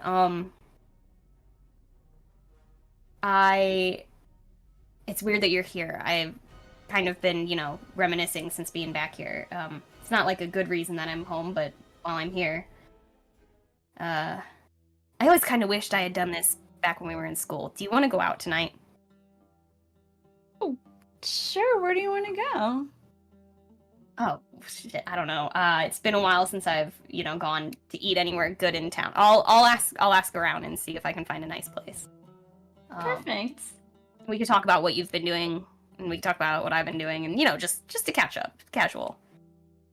Yeah, sure. Just don't age me while we're out, and we'll be fine. Oh yeah, sorry. And he goes and he does a sort of restoration spell on Bula. He's like, I'm sorry, I didn't know what else to do. You're pretty intimidating. I was hoping to bring you down in a size category or two. She just kind of shrugs her shoulders and grunts and keeps cleaning her axe. And as he's chatting with you two, Killian. I wonder if Killian clocked what Sylvie said she was doing in town. Yeah, he definitely would have, even though she didn't finish the sentence completely. But Killian will go over to her and kind of help her up, kind of clasping both of her hands, and he'll lay on hands, just to give her some more health back. I'll give her 10. Oh, thank you. That feels great. It's actually been a while since I had to work that hard. Yes. Anyway, some of my friends Sylvie. can be a little bit overzealous. My name is Alistair. Nice to meet you. Alistair. Are you wearing your cloak, Killian? Your protectorate cloak? I am. Yeah. She says, I was hoping we'd have a chance to chat, actually. I saw your cloak. I recognize the symbol. You're with the protectorate, yeah? Yes, I am. I did hear you mention it a little bit earlier, but I wasn't sure if you would recognize the symbol here, and he'll just kind of show off the symbol on his back. I do. I don't know if you would know. Listen, I was paid a while ago by this guy. I was supposed to be working on some wards for the protectorate, actually, and that's what I'm doing here. I was just kind of finishing up and putting together my research. And I lost contact with the guy who hired me. He's already paid me up front. I just need someone to give this to. I'm hoping, you're with the protectorate. He was from the protectorate. I'm doing work for them. Maybe this will be of use to you. And she goes to hand you a spell scroll. And She says, I got paid for the work. I just needed someone to direct me where to send it now that I've lost contact with my original sort of hiring manager. so you're hoping that I'll deliver it to just one of our protectorate members, or? Yes, that'd be great. From what I understand, he was from Cordia. I don't know the city. Okay. Any description of the person that was hired, or that hired you? Yeah, There we go. he was I don't know, in his late 30s or early 40s. I was over in the Oran Empire traveling when I met him, so I was over in that part of the world. And I was actually working on wards for this castle. It's unimportant. I was doing a much more boring job that I was overqualified for, and I think he recognized that. Yeah, he said he worked for the Protectorate of Oasis. His name was Julian something. It was ages ago. And you said you met this person in the Oran Empire? Or- Yeah, on the coast, on the coast. I think he had just gotten there from Cordia. And how many days ago, if you recall, did you meet this person? Oh, years ago. I've been working on this for a while. It's sort of been a side project. And if you don't mind me asking, what wards are you putting up in Nurdistand? I'm sorry? What wards are you putting up in Nurdistand? Oh, well, I actually wasn't. I just sort of came back to finish writing that spell. I had done some research, and I just needed to use the library here to actually finish up what the sigil should be. But I'm pretty proud of what I've made. I think it'll be useful. Apparently, you guys have a demon problem. And she says, "May I?" And she opens up the scroll and shows you. It's called Sylvie's Glyph of Demon Warding. And it is an existing spell on D&D Beyond. So you're welcome to go ahead and look that up. I will send you the link right now.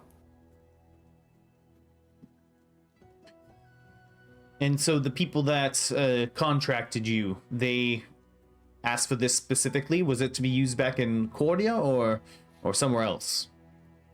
I'm afraid that's above my pay grade. I was just supposed to help find something to be a little bit more forceful against demon incursions. This is what I came up with. I hope it's helpful. I don't know if it's really much better than what you're already using. I don't know much about the Protectorate or demons really in general until now. I made it my business to learn, I suppose. Well, I will definitely get this to the right hands. I thank you for entrusting me with it. Well, I thank you for taking it off my hands. Now I feel like I've done a job to completion and I can find something new to do. So thank you. And she says, honestly, now I can get out of town. I was kind of sick of dealing with Vial. I'm sure you didn't like what just happened here. Oh, that was embarrassing, was it not? A little bit, but... You're all great, though. She looks at Marway and she says, truly, your summons are a thing of art. Well, thank you. It would probably be better if you didn't engage outnumbered as greatly as you were. Probably the first step. You'd think that would be what they would teach, like, on syllabus day in her class, but I think it was sort of a matter of pride and old rivalries, silly. I mean, I guess the lesson plan is in arrogance, so I don't know. I like you. She says, well, anyway, I think I'm gonna go. I'm gonna go ahead and go say bye to Vi, and I'm gonna get on out of here, because I'm pretty sick of reliving the old days. So thank you all for a battle. She says, Zareth, see you at the next reunion, bud. Gives her a casual bye. And she takes off, and you're all left. Zareth eventually as well says, well, okay, Seraphina, where are you going? Are you staying at the minaret tonight? Where do you want to meet? Yeah, I'll meet you at the minaret tonight. Cool. Okay, I'll pick you up. Alright. And he leaves. And you guys have... Sorry, go ahead. I think at that point, Eidos would walk up to Seraphina and say, "What the hell was that?" I'm just getting reacquainted with old friends. Old friends. We hated these four. You going out on a date with Zareth, of all people? Just catching up. On how they used to bully us relentlessly. Would you rather me not go? I mean, don't say it like that. I'm just surprised that you have done such a 180, but I mean, I suppose that was years ago, probably. I mean, suit yourself. Tastes change. He wasn't so bad, was he? He seemed sweet. Seraphina, roll insight as you reevaluate the conversation you just had.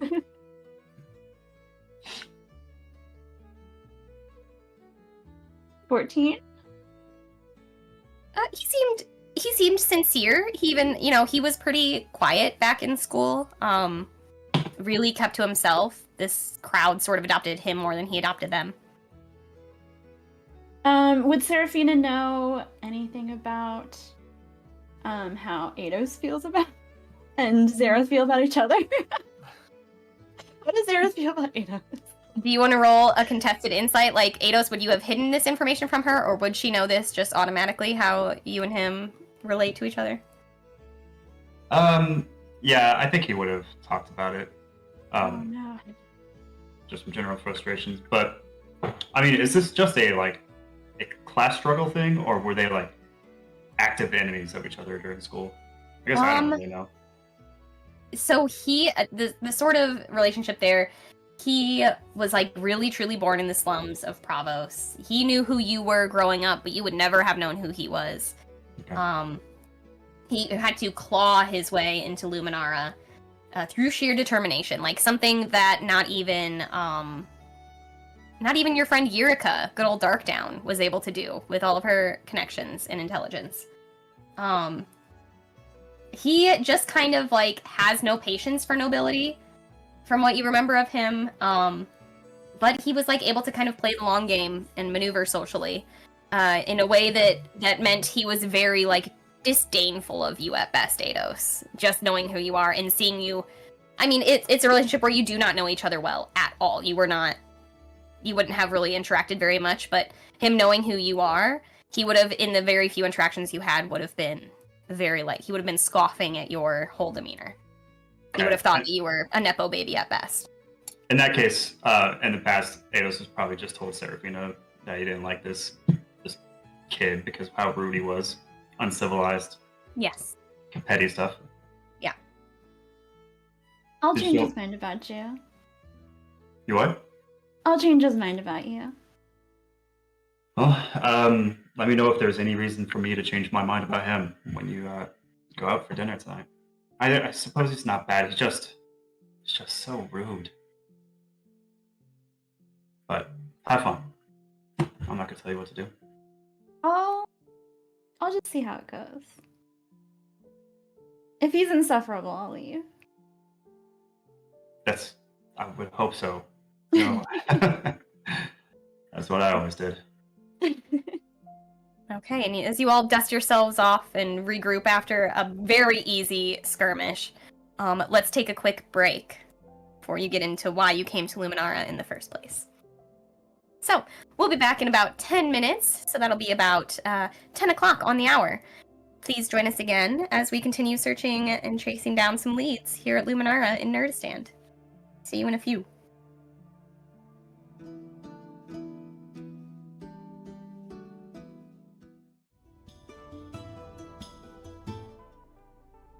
Welcome back, friends. Thanks for sticking around. I'm here with the Knights of D20, the heroes of Tuzenkin. They have just defeated some old rivals of Seraphina and Eidos here at Luminara Collegium. Defeated them soundly and embarrassingly in front of all of their students. Spanked them, absolutely. Threw them in the pool after. It was glorious retribution. So, as we come back, you all have arrived at Luminara. You've made a grand showing of being here. I think it would be shocking if the word hasn't already gotten around that Seraphina Blackthorn is back again.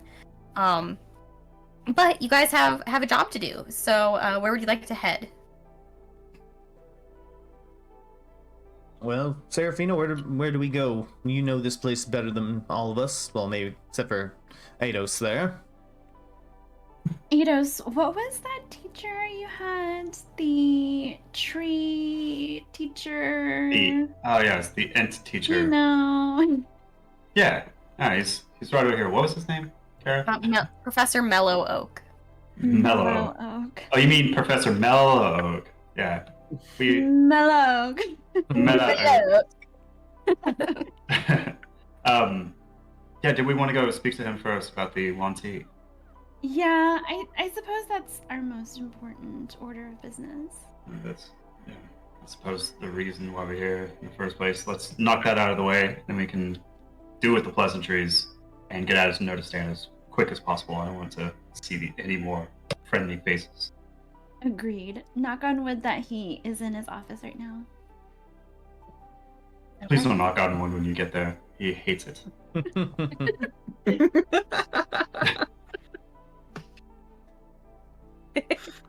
Okay. You guys head over to sort of like the cultural studies department, where Eidos, you learned global art history from Professor Mellow Oak. As you have said, he is a tree Ent teacher here at Luminara. His class focused on using art, music, magic, and technology from various cultures, kind of teach the history of different regions, sort of as this different lens from which to learn. So you guys head over there. You give a knock on his office door. You see that he's not in there, but then you head to his sort of lecture hall, which is especially designed for a tree Ent teacher. He's huge. He's this massive oak-like tree person. So you head in there with these like large double doors, one of which is open for the students, but the other is closed. And you see that the lecture hall is empty at this point, but he is sort of down the stairs at his desk in front of these big blackboards, sort of just reading through some notes with these like wooden carved glasses on the tip of his like sort of like the knot in a tree nose. And he doesn't really look up when you all come in. He's just reading this passage in a book of some sort. The book is huge by your standards, but tiny in his big old tree wood hands. Nice. Yeah, Eidos will start descending down the stairs, and he'll announce himself halfway. Professor Mellow Oak, good to see you again. Pushes his glasses up. Seraphina and Eidos. Young saplings grown into wandering vines. How curious to see you both here after so long. By your standards, I suppose. Eidos, I remember your papers on the celestial mosaics of, was it, the Celsialia temples, and the harmonic songs of the Undlu-Helnari coast. You had promised. Tell me, have you come to speak of art or something a bit more tangled? Something a little more tangled this time, although I would love to catch up about that. That was a truly inspired paper I wrote. I would love to read this paper. Oh, I still have a copy of it. I carry it with me. I'll let you read it. No, we're here to maybe pick your brain about the Yuan Ti, the Eastern Continent, if you have a moment. The Yuan Ti. The undying wood you've come to ask about, perhaps. Perhaps. What is the undying wood? Well, it's where the Yuan Ti thrived for a time. It's a forest where time forgets itself. You recall our studies of the Yuan Ti. They thrived before the Dionic Wars, and before, of course, the curse. His big limbs creak as he leans forward. He's like reminiscing down this like particular like thread that he took your class down about the Yuan Ti, trying to see if what you remember of what he taught you. And can I see how much I remember from this? Sure, yeah, roll a history. Okay. Oh yeah,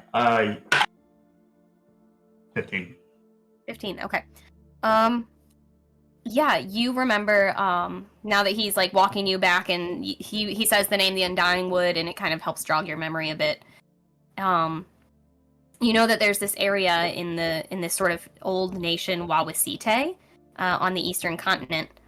It is now the cursed lands of the Undying Woods, where very few people make it out alive at this point. It is a large portion, almost like the size of Lena Myrna, this large portion of what used to be wild, beautiful, natural woodland that is now dead and full of undead and undeath.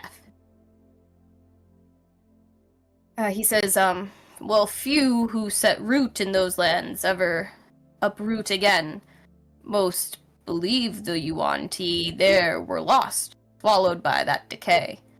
But the sea tells another story. Now and then, bands of them will slip from the tides, weathered and wary. Nomads of the ocean these days. Their culture has been carved from salt and necessity.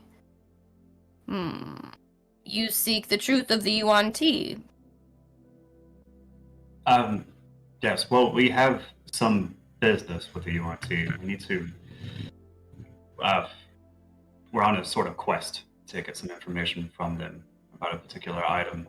So, I suppose we're seeking an audience with them. But you say they don't have one home anymore. Indeed. For finding the Yuan Ti, you'll need a bit more than curiosity. You will need some strength and certainly wisdom to know when to turn back. His big amber eyes kind of narrow a little bit, sort of considering what you're asking. There are those who reach their branches toward those forgotten lands. Researchers. Fools, perhaps. Or perhaps their work will one day bloom into understanding. Like a good treant, he pauses for a long time, kind of considering. He says, do you wish to... The best way to reach the Yuan Ti, of course, is to travel east. Far beyond the reach of my branches.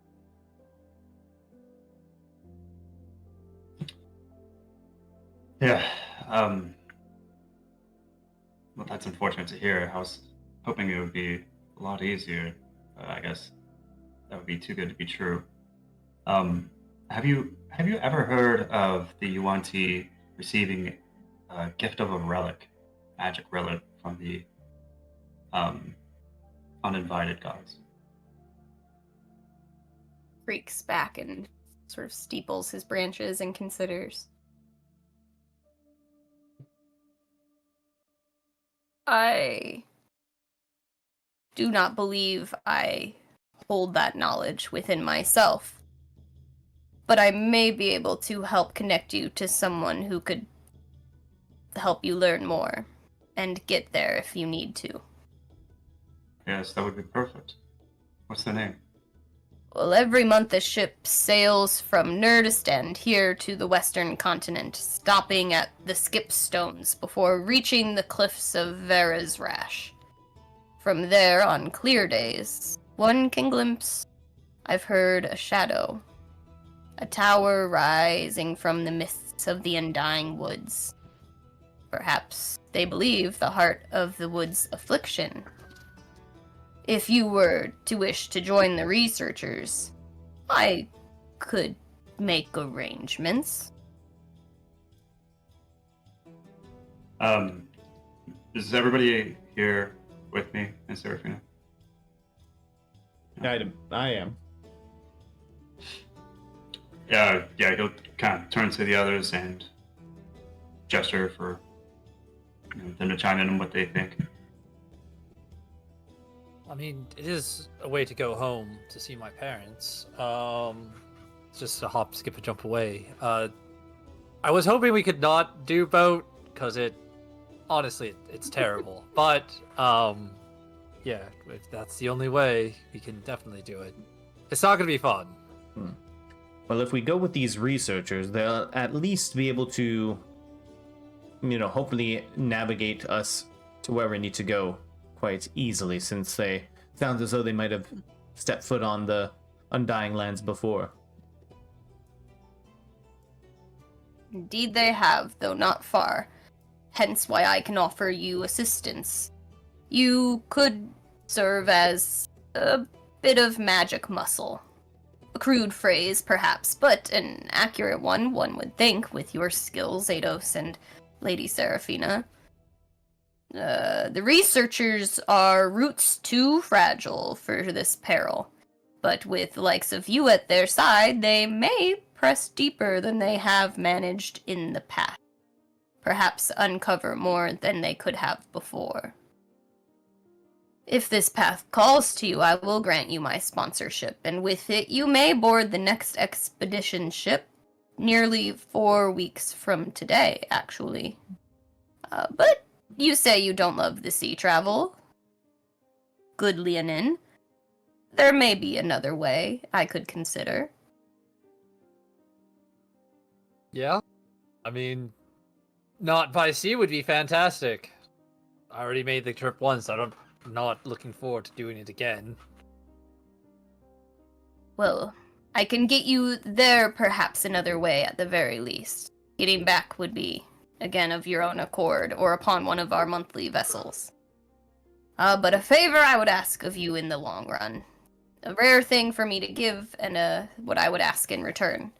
I could arrange for you to use the commute crossroads. Eidos and Seraphina, roll a history check. 11.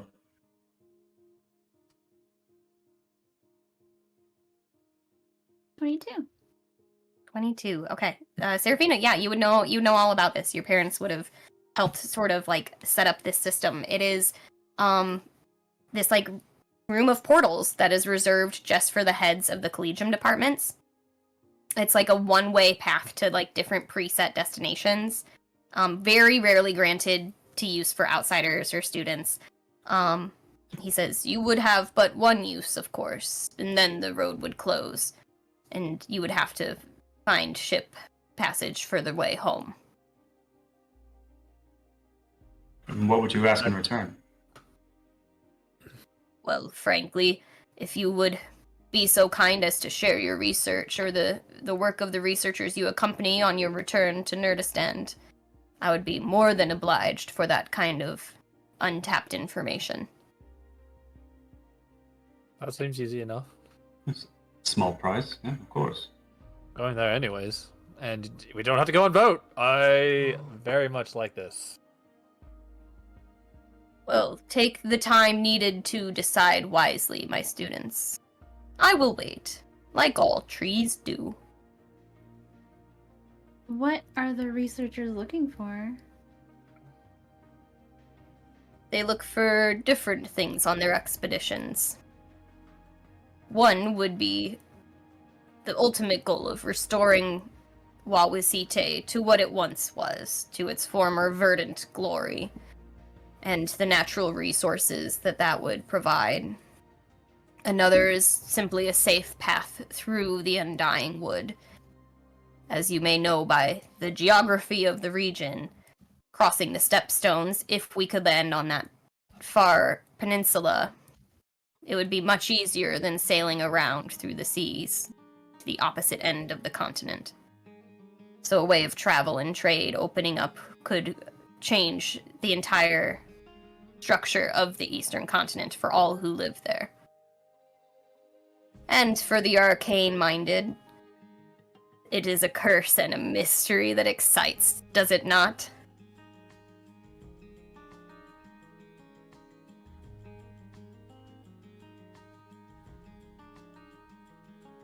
Well, sounds as though we have a bargain. What about what does everybody think? When would we set out? Well, as I say, if you decide to take the round-trip ship, that leaves in another 4 weeks. We just sent one out 3 days ago at the beginning of the month. But if you were to ask my assistance in taking the crossroads, I could help you navigate that at any given point that you are prepared to travel. You need only ask. I think that sounds like the best way. We get there fast. Don't have to travel by boat and get back faster. Maybe find a way back easier than boat. But if we have to, we can go on the boat. Or at the very least, we get there and we have 4 weeks to take care of business before the boat comes, and we get on the boat. Oh, the boat already. Well, one just left, so Certainly. we already get there. We could probably already hitch a ride back with them. Yeah, he explains the boats sort of make this like monthly trek from Nurdistand to there, bringing like different groups of researchers and laborers to and from. Yeah. How many days does it take to get from here to there on the boat? By sea, it's like almost a 15-day journey. Okay, yeah. So we would have like Really 12 days to get our shit together. Mm-hmm. But at the same time, we would be there for 12 days with no other way out. I Not mean, for like another- every month on the month you could leave. like I said, we can if we spend some time, I wouldn't mind. I mean, we're going to the forest, but like the plains aren't, the where I'm from is not that far away. We can take a travel there, see my family. It'd be great. Yeah, we could see your family and other people. Yeah, I mean, there's my friends, Mhm. Chief. There are other people. Yeah. in the tribe. Yeah, of course. So many special people. Yeah, my family is quite special to me. You are correct. But yeah, I mean, I can make a stop off there. We could also go there beforehand. See if they know any information. or we can go there after. Depends on what you need. Well, I believe we need what, 1 day here to finish up business, and then we'd be ready to travel, right? Yeah, I mean, it would be great if, Seraphina saw her parents before she left, I would agree with that. We're not in much of a rush if we're able to get there instantaneously, so We're gonna be so busy getting Kittenberry signed up for classes, and then we just gotta go. I mean, who would be great to get that all settled would probably be like a person who works in the staff for that, from what I understand.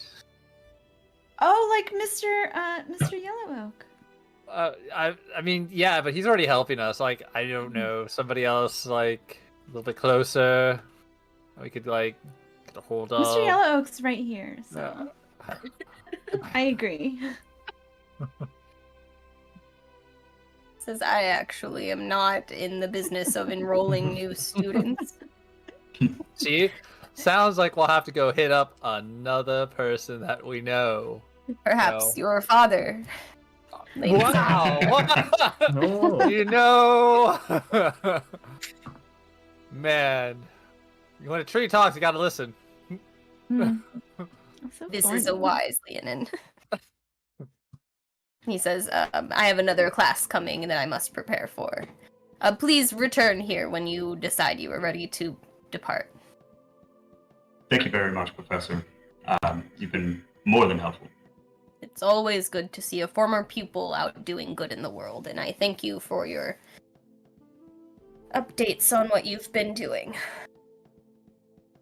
Yeah, you might want to brush up on some like history about the Empire.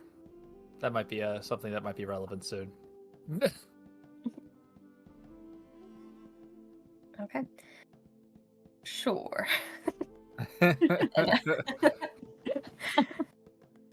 You all head out. I think so. Okay. Mhm. Okay. You have your run of not just Luminara, but of Arendriel and of Nurdistand. Is there anything next on your list that you feel you need to cross off? I mean, we really should get Kittenberry enrolled here, and we do know somebody that could really help with that. well, we do have to drop off the wagon and such to the Travelers Guild. So we haven't have you to do done that yet? No. Oh, Possibly I feel like find that's what we some. should have probably done first. Yeah, possibly find some lodgings, things like that. I mean, we have free lodgings technically if we just go to, hit up somebody's estate, not, mentioning any names that possibly could be Isn't it here. rude to just invite yourselves over to someone's house? Just Oh, for that's extended correct. Stays? I mean, Not wrong. maybe someone could submit an invitation. I don't know. Just a random thought. Do I know Yeah. how far my family's house is from school? It is just across. Like you can see it from like Oh no. anywhere on campus. It is across like a little bit of ocean. It's like literally 100 yards off of the coast, on its own kind of separate island. It is a building built on a tiny building-sized island, rising up and overlooking the city from the ocean. And there's little boats that go back and forth. There are like floating, like almost elevated, like magic arcane elevator platforms to bring you down to those boats from the city. Because this is very much a city built on low bluffs. It's not like a sandy beach. It is bluffs and ocean. Oh, Zada, you wouldn't like it. You have to take a boat to get there. It's true. I'm not super excited about boats, but if it is cause for free lodging and getting Kittenberry enrolled, I can weather that storm. And it's not that far. It's not like we're going far out. I didn't have a bad time on the raft that we were on, the barge. That was fine. It wasn't a lot of rocking. Well, What is that? We'll see. We'll see. There's still plenty to explore in town and around campus. Well, yeah, but we definitely need someone to stay. I mean, we should, you don't want to arrive, at the dead of night at your parents' house. Well, maybe. Seraphina, I would never presume to make decisions for you, but you do have a gift in front of you right now that many of us would do just about anything to have. I don't think that's something that you should take lightly. Oh no. Not that. You can't Just say got no to that face. Oh gosh. Seraphina's heart wrenches with guilt. Okay. I guess we better go. Get her wagon. Look, guys, sometimes you have to pull out the big guns. Pull that I like fucking to think- ace out your sleeve. Seraphina's just going through the list of all the taverns that she had planned on bringing up, and she's like, no. Oh, wow. Okay. Oh gosh. Okay, you go and collect your wagons and grab your stuff out of one of your dad's offices, hoping to, pop out unnoticed. So where are we going to decide to head next, folks? Guess the Blackthorn Manor or Island. I guess that's where we're going. Are you Seraphina's just gonna? at the back, just kind of pointing to where to go. That's what I say. Like, are you gonna show up to your parents' house after all this time with all of Yeah. this, or are you gonna go first by yourself? No, we're gonna just Party show up. Fair. crasher. Listen, See how it Fair. okay. I like to think that as you get closer to the bluffs and the arcane elevators down, you actually see a tour group going through the city and pointing out the minaret. So the Blackthorn family constructed and owns the minaret or the mage tower of Nurdistand. This is both a home to the family as well as the city's main point of city governance and a seat for the local mages guild. And their voices fade off as Seraphina just sinks lower and lower.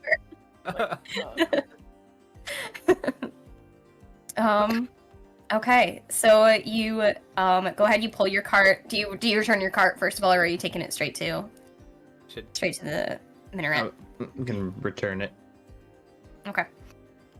So you return the cart to the guild, gather up your trunks and belongings and things, and you head out on foot. And you take one of the arcane elevators down, where these big, very long, skinny, almost canoe-like boats are set up to bring people back and forth from the minaret. However, it's not any old lay person can show up. So there's someone standing at a sort of at a little podium at these docks, and there's you see one or two mages are stepping off of a canoe and checking in with the guy and moving on into the city.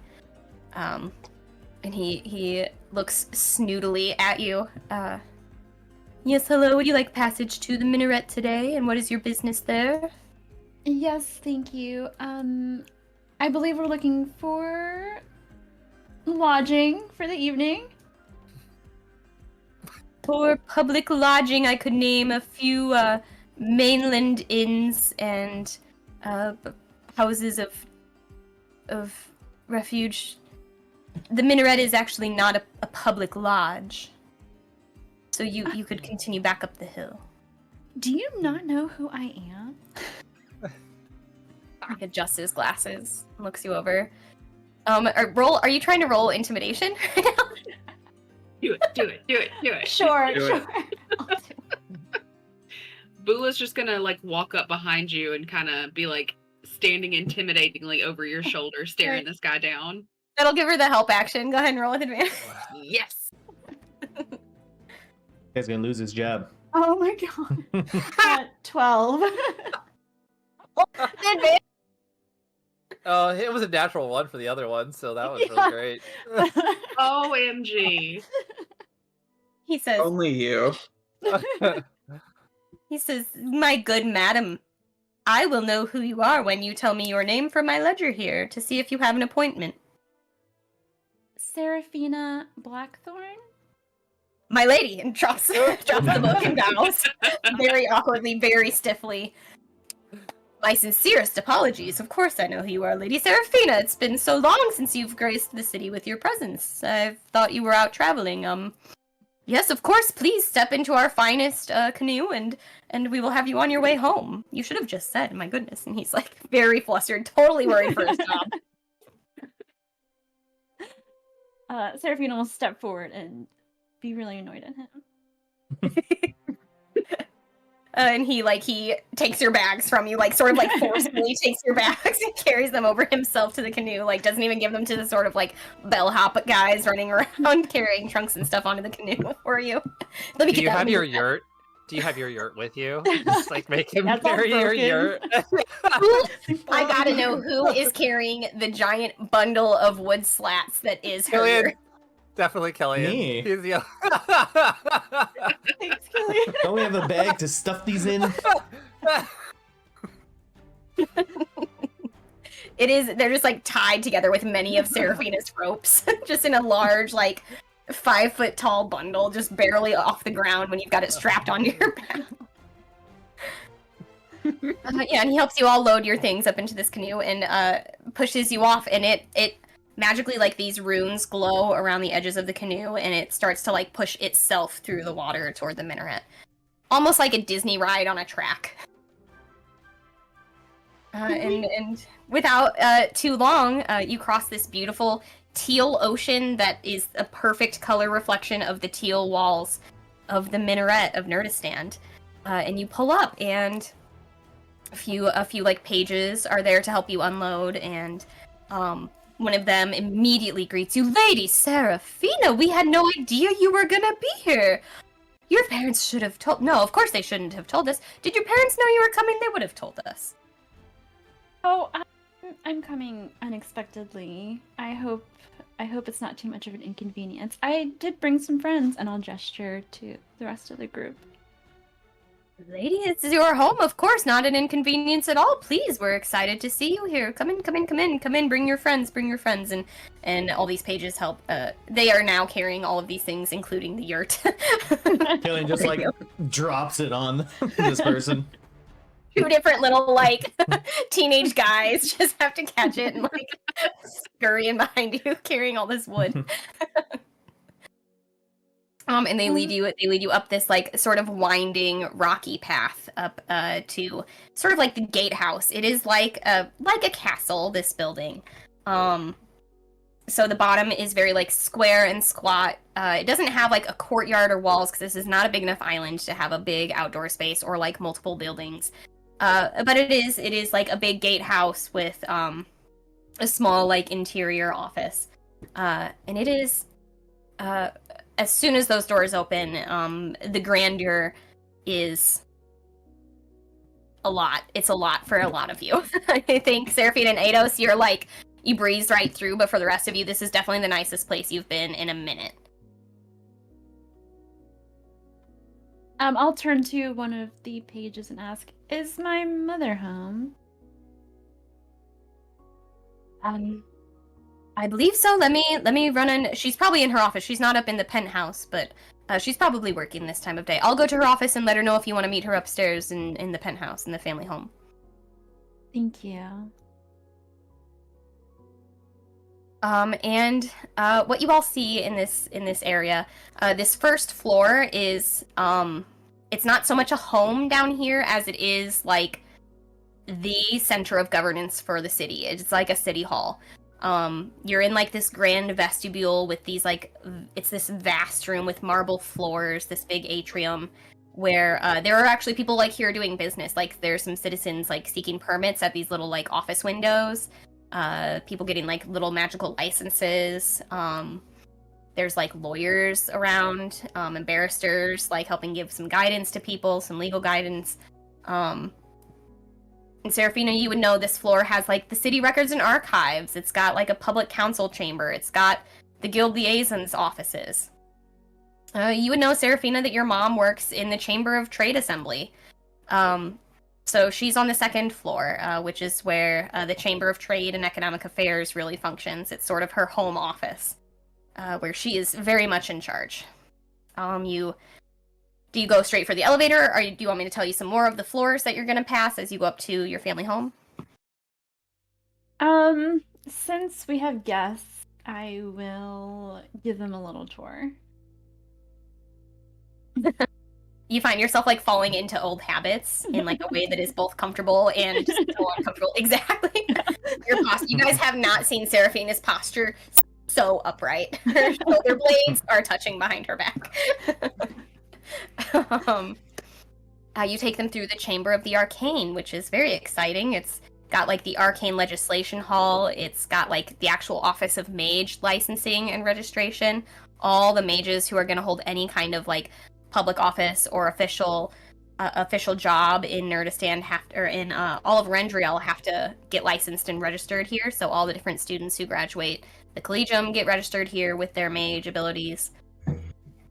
There's like, you show them like the Magical Infraction Tribunal, which is this like trial room for arcane crimes, forbidden spellcasting, reckless enchantments, that kind of thing. You show them the outside of the reliquary of forbidden magic. It's this like big vault where all the unstable magic artifacts that your family has confiscated over the years are collected and stored. You introduce them to the 2 warded constructs that are guarding that area. Just these 2 massive stone construct creations that your dad would have helped to kind of like fabricate and furnish. Who also kind of act as city guards. You probably would have seen 1 or 2 patrolling the streets of Nurdistand proper. You show them other chambers. The Chamber of Civic Affairs is here. You show them through the arcane labs and the spell crafting halls on the 5th floor. The 6th floor has a small library, the Library of the Veil, and some different little like research and study areas for mages. And then the 7th and 8th floors, the very top, are the Blackthorn family penthouses. It's the actual part that once you come up to this part, and each floor you're taken up through by another arcane elevator. And as you reach the top, you have to give your name. You have to give a voice command with your name, Seraphina. And you're let into what is now, at this point, looks like, at the top of this round tower, a very round but lavish penthouse mansion kind of area. Many, many rooms. It's a huge tower, but you family occupies the 7th and 8th floors. And the only thing above you is the magical observatory. Seraphina will take him to the drawing room and call for tea so everybody can have a seat and relax. Sure. You have you walk them through to your own private tea room, the drawing room on your end in Seraphina's wing. You have your own, like, it's a private suite. You have like 2 bedrooms, a large walk-in closet full of all of your gowns. The walk-in closet has its own attached dressing room because that's necessary. You can't possibly get dressed in the same room where all your clothes are. Imagine a clueless closet. Yeah, you have a washroom and a powdered room. You have like a little desk, a small personal library. You have your own little balcony, and you have your own like sitting room, and your own tiny little like kitchenette where your servants can like help make your tea and things. And you take them there, which is where your mom would know to find you. Okay, she'll call for tea and then just invite everybody to have a seat. Okay. Not long goes by before not just Lady Lysandra, the good lady of the tower, and Seraphina's mother comes, just like bursting into the room. Like you see like her maid is behind her, like trying to keep up, trying to get there before to like announce her arrival. But she's so happy. The doors just like fly open, bang open.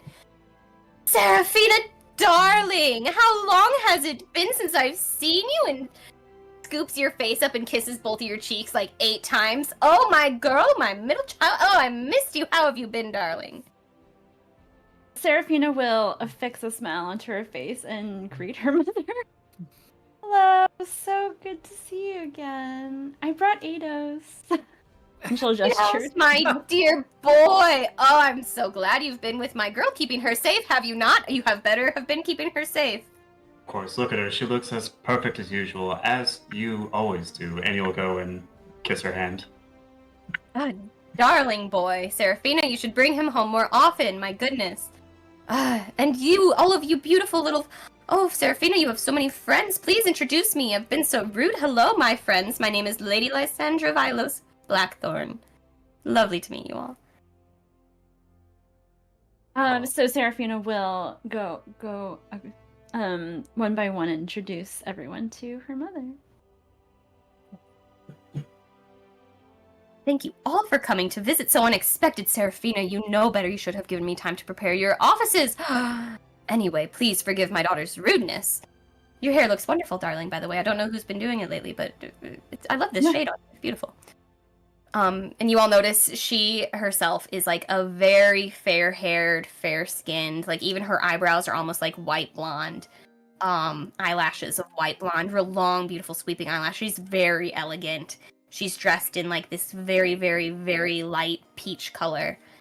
These long like mage robes, very austere. But like a warm presence, a very warm and like the light just emanates from her. She says, please, daughter, sit, please. First of all, tell me what brings you back to town. For actually, please forgive my rudeness, friends of Seraphina. You're seeing me quite an imposition here. Why did you run off, Seraphina? What have you been up to? Oh, just the call of adventure. I'm sure you'd understand. And I'm afraid I had something to do with that as well. I needed her help, and she lent a hand. And to Eidos. I would have thought it would have been the other way. Interesting. Tell me, what kind of trouble have you found yourselves in? Is there anything I can do to help? You know, I have connections, Seraphina. Seraphina will let Eidos tell his secret. Oh She no! doesn't want to give away. It was just personal trouble at home. I just needed a good friend, and she's always been the best friend. And she was quick to come by and go to my brother's funeral with me. And yeah. Oh, it's fine. It's fine. I've had a lot of time to process it, and yeah. Now we're just traveling around, working. You know, waking up old kings from tombs. No. Zad is from a different place. He's so funny. Seraphina, you have such eclectic friends these days. Fascinating, interesting. Incredible. It's good to have you home. Regardless of your reasoning for having to leave, I understand. As you say, the call of adventure. We all must find our place in the world, and... Well, frankly, gods know you weren't finding it here, my dear. And pats your thigh, Seraphina. Anyway. Thank you. And at that moment, bursting through the door, like having like not used the arcane elevator, but having run up 7 flights of stairs to get here, what the rest of you see is a taller but younger and leaner Seraphina, only with this absolutely like you cannot dye your hair this color of bronze. This like gorgeous bronze gold hair, very mischievous grin, the same one you've seen on Seraphina when those ropes come out. It comes walking through the open doors. Seraphina, this is your younger brother, Cedric. He says, "Sister!" And he comes over and gives you a big ol' hug. Seraphina will stand up to greet him and give him a hug. Oh look, Eidos is here. Hey, Cedric. How are you doing? Oh, Long you know, time no breaking see. hearts, taking names, the usual. Oh, you dog. Nah, and his mom says, "Cedric, please. No, Cedric is lovely to the ladies in town. Oh, come on. All my friends say so." And he's like, "Mom, come on." And He leans in to whisper to you, and he says, "You should have seen Mom's face when they said you were home. She was pissed." She says, "Cedric." He says, "What? I'm just saying what I saw, Mom. I'm just saying. You know, you hate it when we have uninvited company." She says, "Your sister is never uninvited. This is her home. Sit down, Cedric." He sits down. He is very at ease. Sits down right next to Eidos and says, "Where have you been? What's been going on? Tell me. What have you been doing? Anything exciting? Any new fire magic?" Oh, funny. You should see what I can do. I can even change shape now. And he'll just start bragging about his new magic he's picked up along the way. He leans in and is talking elemental magic with you. He is a, even before you left Seraphina, he was a very prodigious and talented elemental magic user. He has an especial affinity for controlling fire, which earned him sort of a reputation in town. But you know him to be just an absolute charmer of a boy. He is 19 years old, not even reached his prime yet, and knows it. People adore him. He is like if the football quarterback was also the captain of the chess team and worked saving puppies on the side. Everybody thinks, anybody who hears "Oh, Cedric, yeah, that's a good guy." That's the kind of vibe this kid gets off, and he's all charm, all effortless. And your mom, to your chagrin, is talking to him and Eidos almost more than she's acknowledging you and bragging about him. She'll interrupt and ask, "Has Evelyn been home recently at all?" Oh, Evelyn, well, she actually recently helped resolve a dispute in Kibble, wasn't it, Cedric? She allowed for 3 whole new hydro-powered forges to be opened in the wetlands. I'm sending 4 different exporting companies myself to open shop and settle new towns in the region. No, so she's still out there. She's working. Hopefully now you'll be making about equal pay to what she's making not too long, huh? If you say you have a job. Where have you been working? How have you been making your living, my dear? Well, while you're adventuring, you're really getting paid in life experiences and the friendships you make along the way. Well, they do say unpaid internships are a good starting point, I suppose. You're usually supposed to do that when you're still in school, but I don't know anymore. Zada's gonna pull out his bag of gold and just throw it on the thing. He's like, "Oh, she gets paid in all this. I just carry it for her." So it's 200 gold. Monoway's kind of clocking what Zada's doing. I'm gonna also jump on this bandwagon, and he kind of dumps out his bottle of gems. So sitting on this table is about 10,000 gold worth of gems.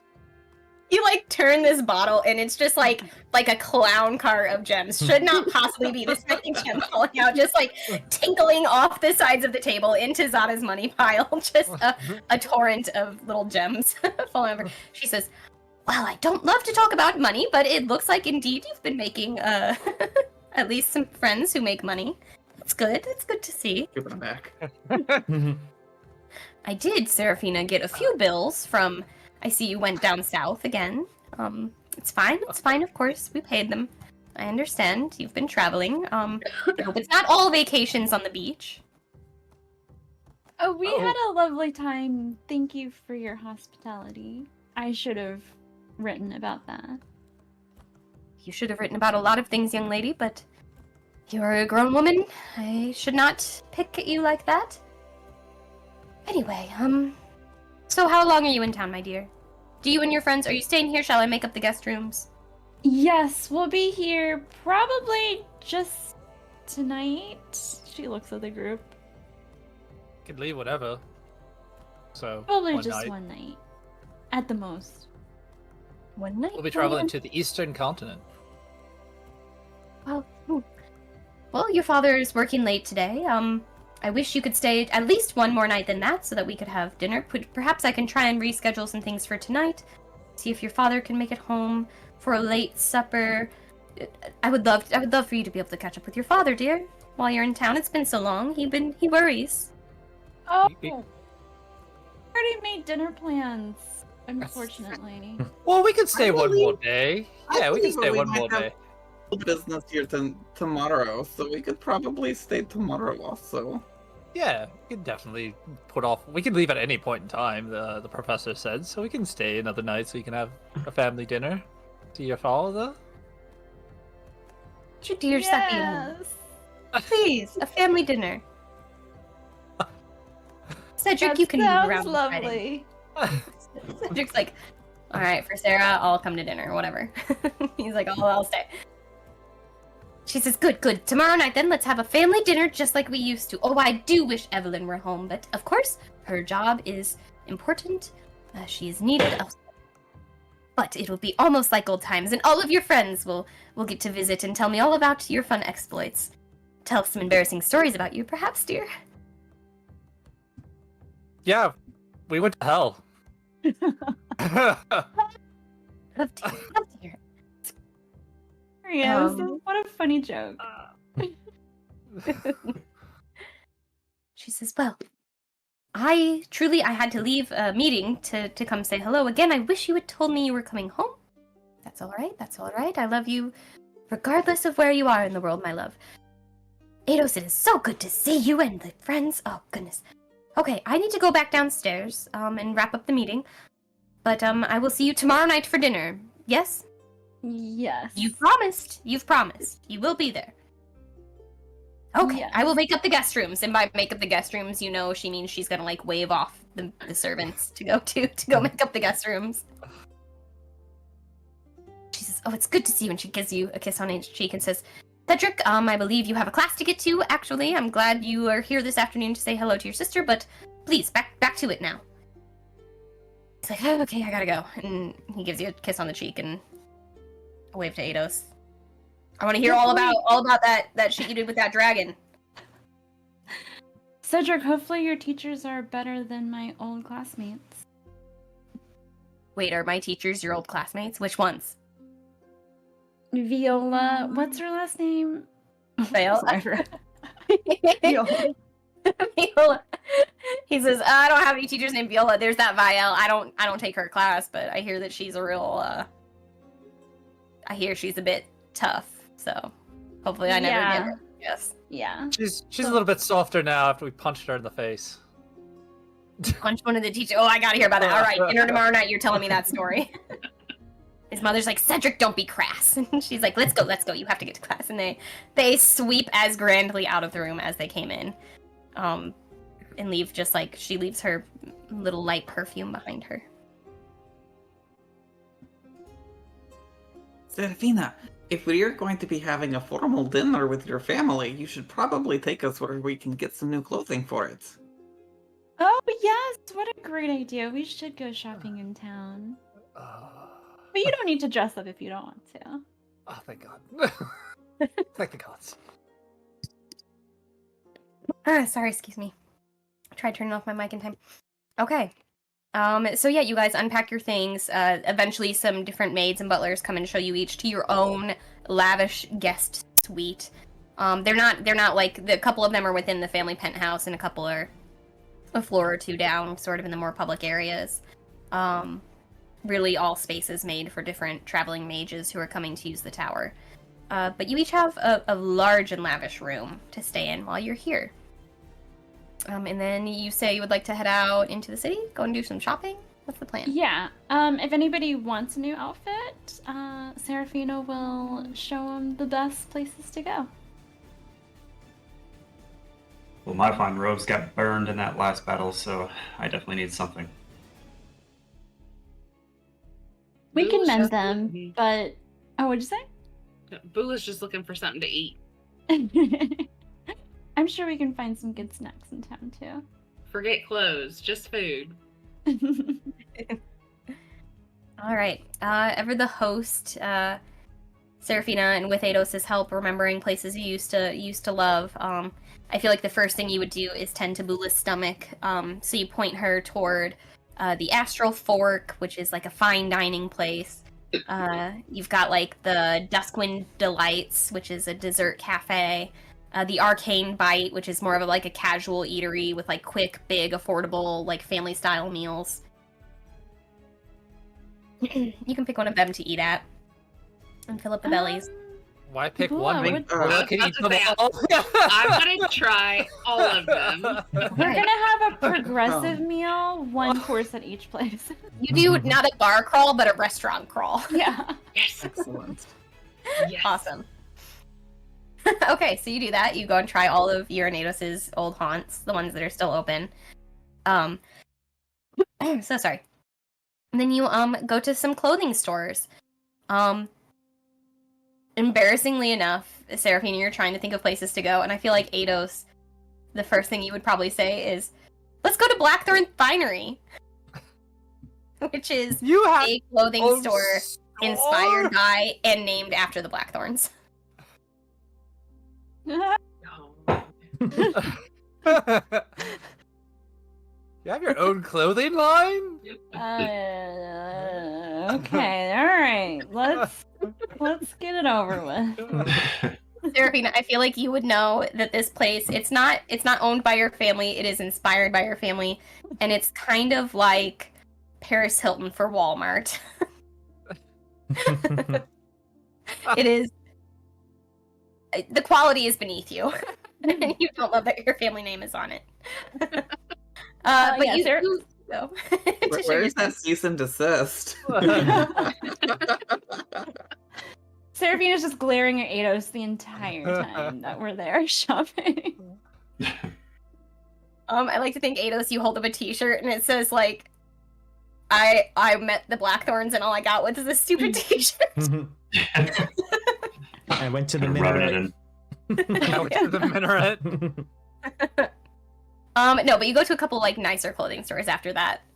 You go to the Loom of Seasons, which sells a bunch of garments woven from like enchanted natural fibers, like very like leaf woven cloaks, self-repairing wool, like water-resistant silks, stuff like that.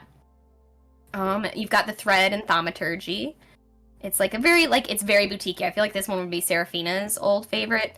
Quite affordable, but very elegant, enchanted, secondhand clothing. Like, states that, like, you know, this is all, like, it's like recycling. It's good for the earth to buy things secondhand. But it is all, like, designer secondhand. So it's not a Goodwill. It is a bit nicer. But they've got, like, a lot of the stuff that Seraphina would be her bread and butter. Like, self-cleaning robes, gloves that improve your, like, your sleight of hand, your dexterity for like fine crafts and knitwork, scarves that like automatically warm you a little bit, like they have a little bit of a warm magic to them. Or you can go to the Shifting Silhouette, which is, you know, a very high-end boutique, another one, and it's got like some clothing for like illusionists and socialites and people who charm their way into society. And then you've got the Copper Button, which I think a lot of you would be most comfortable at, which is like very no-nonsense tailor shop. Well-made, practical clothes, everyday wear. No frills. I think Maroway would like the Thread and Thaumaturgy, so I'm gonna take him there to shop around a little and try things on. Because they sound fun. Could we go to that elemental one? I mean, it sounds pretty fun. Could get us some like clothing, more natural and able to withstand my form changes. That would be nice. Yeah, definitely. We can go there right afterwards. That sounds Yeah, I good. feel like every time Zada bursts into flames, like his loincloth burns off and he has to wrap a new one. He's just going through bolts of fabric. Okay, so at the Thread and Thaumaturgy, which I think is the first place you wanted to take Maroway, a few things that you find there. You can find some like self-mending gloves, that like will slowly just repair any small tears or worn fabric or stains on themselves throughout the day, over the course of a day. Or you can find a memory-tied scarf. It remembers the last 3 different knots that you tied it. So it can be very quickly retied in the morning. Like, throw it on and it automatically ties itself. Ooh, Seraphina's gonna take it and throw it over Maroway. I almost imagine like it gets caught up in his horns. It ties itself in a big like fluffy bow around one of your horns. Like the last person tied it in a big bow on their neck.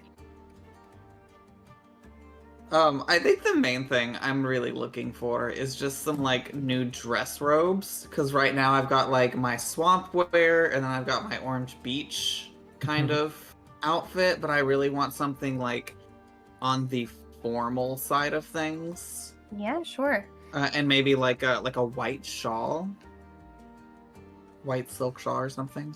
Okay. You can probably find what you're looking for, and I'll let you kind of describe what it looks like, so that you can flavor it the way you want. You can find that for like 2 gold altogether. Easy. Yeah, I'll describe it as we're getting ready next time for the dinner, because I don't know yet. It's late and my brain ain't working. It is late. Okay, who else is looking for what here? Did you say that? Or is there another store that we want to look at? Did you say that the something silhouette has magical fancy clothes that make you better at social situations? Magical fancy clothes. Yeah, okay. So you find the prism bloom veil there. It like slightly shifts in color. It's not so much a veil as it is like sort of like a fabric mantle, like a short like shoulder cape with a hood.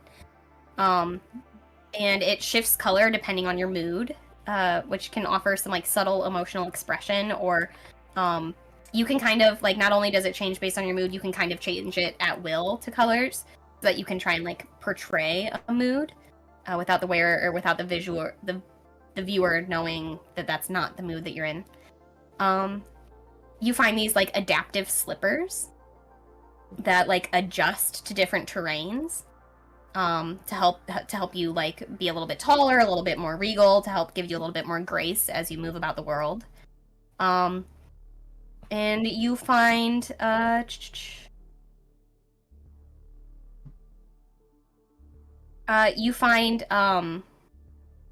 this like sort of like a diadem, almost like a forehead crown, kind of like what Marwe is wearing currently.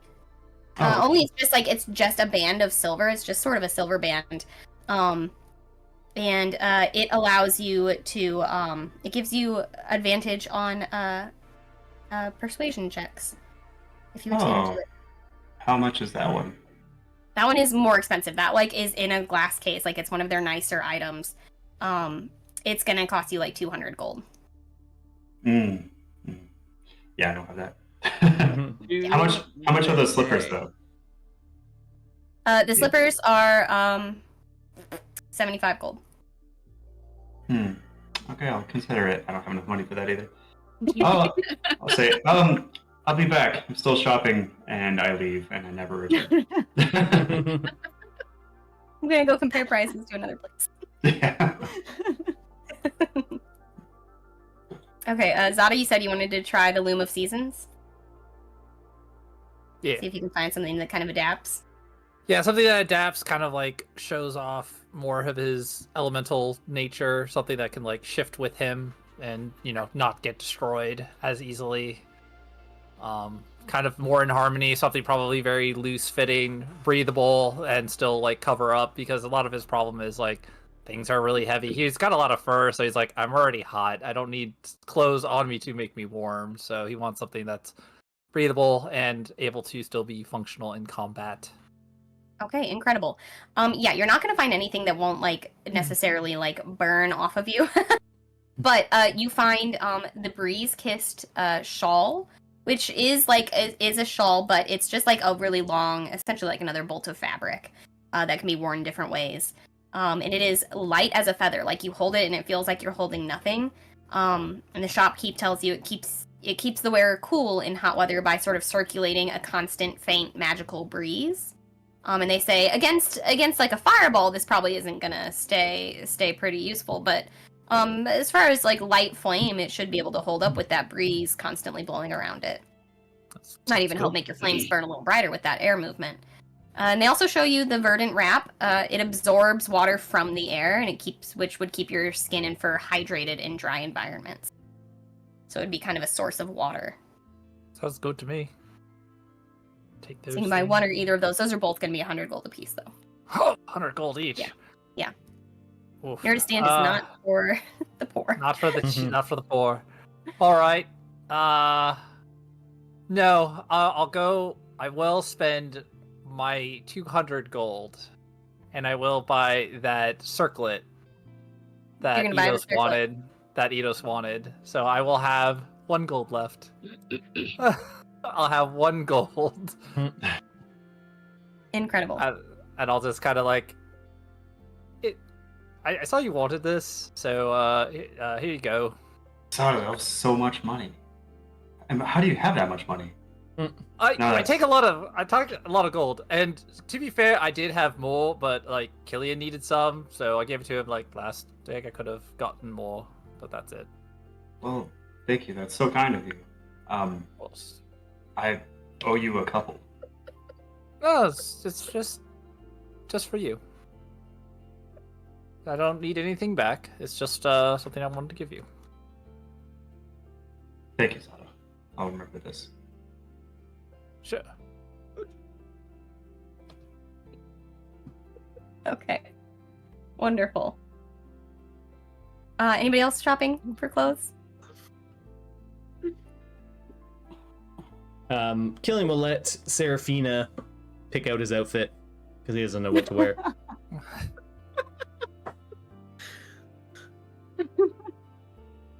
Okay, Seraphina will look around the loom of season and try to just like hold a couple things up to Killian to see what would look good. His arms out, Excellent. being Excellent. measured. I think you find him like really nice, like dark, like navy blue, like almost like a button down like silk shirt, like a nice shirt and some trousers that match, that just, fit his frame well and fit his coloring. I think these would really bring out the color in your eyes. And Seraphina will take it to the cash register and buy it for him. And Barry Which looks at I Killian and know. says, "Yeah, the Killian." Kid Barry says, "I was about to say the same thing."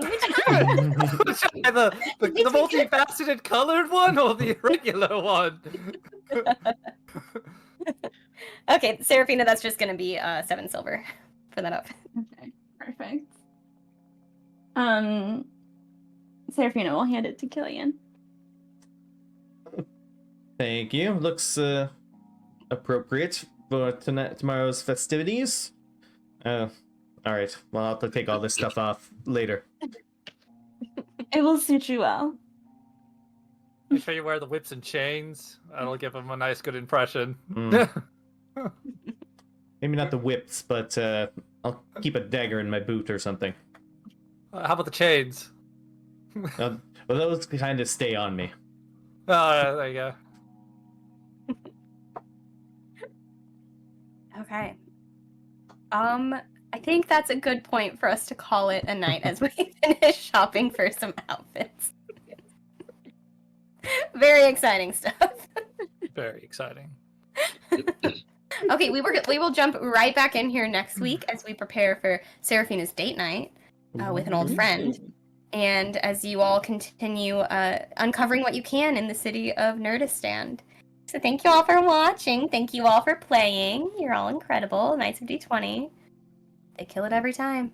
All right. It's true. Thanks, fans. See you next week. Bye.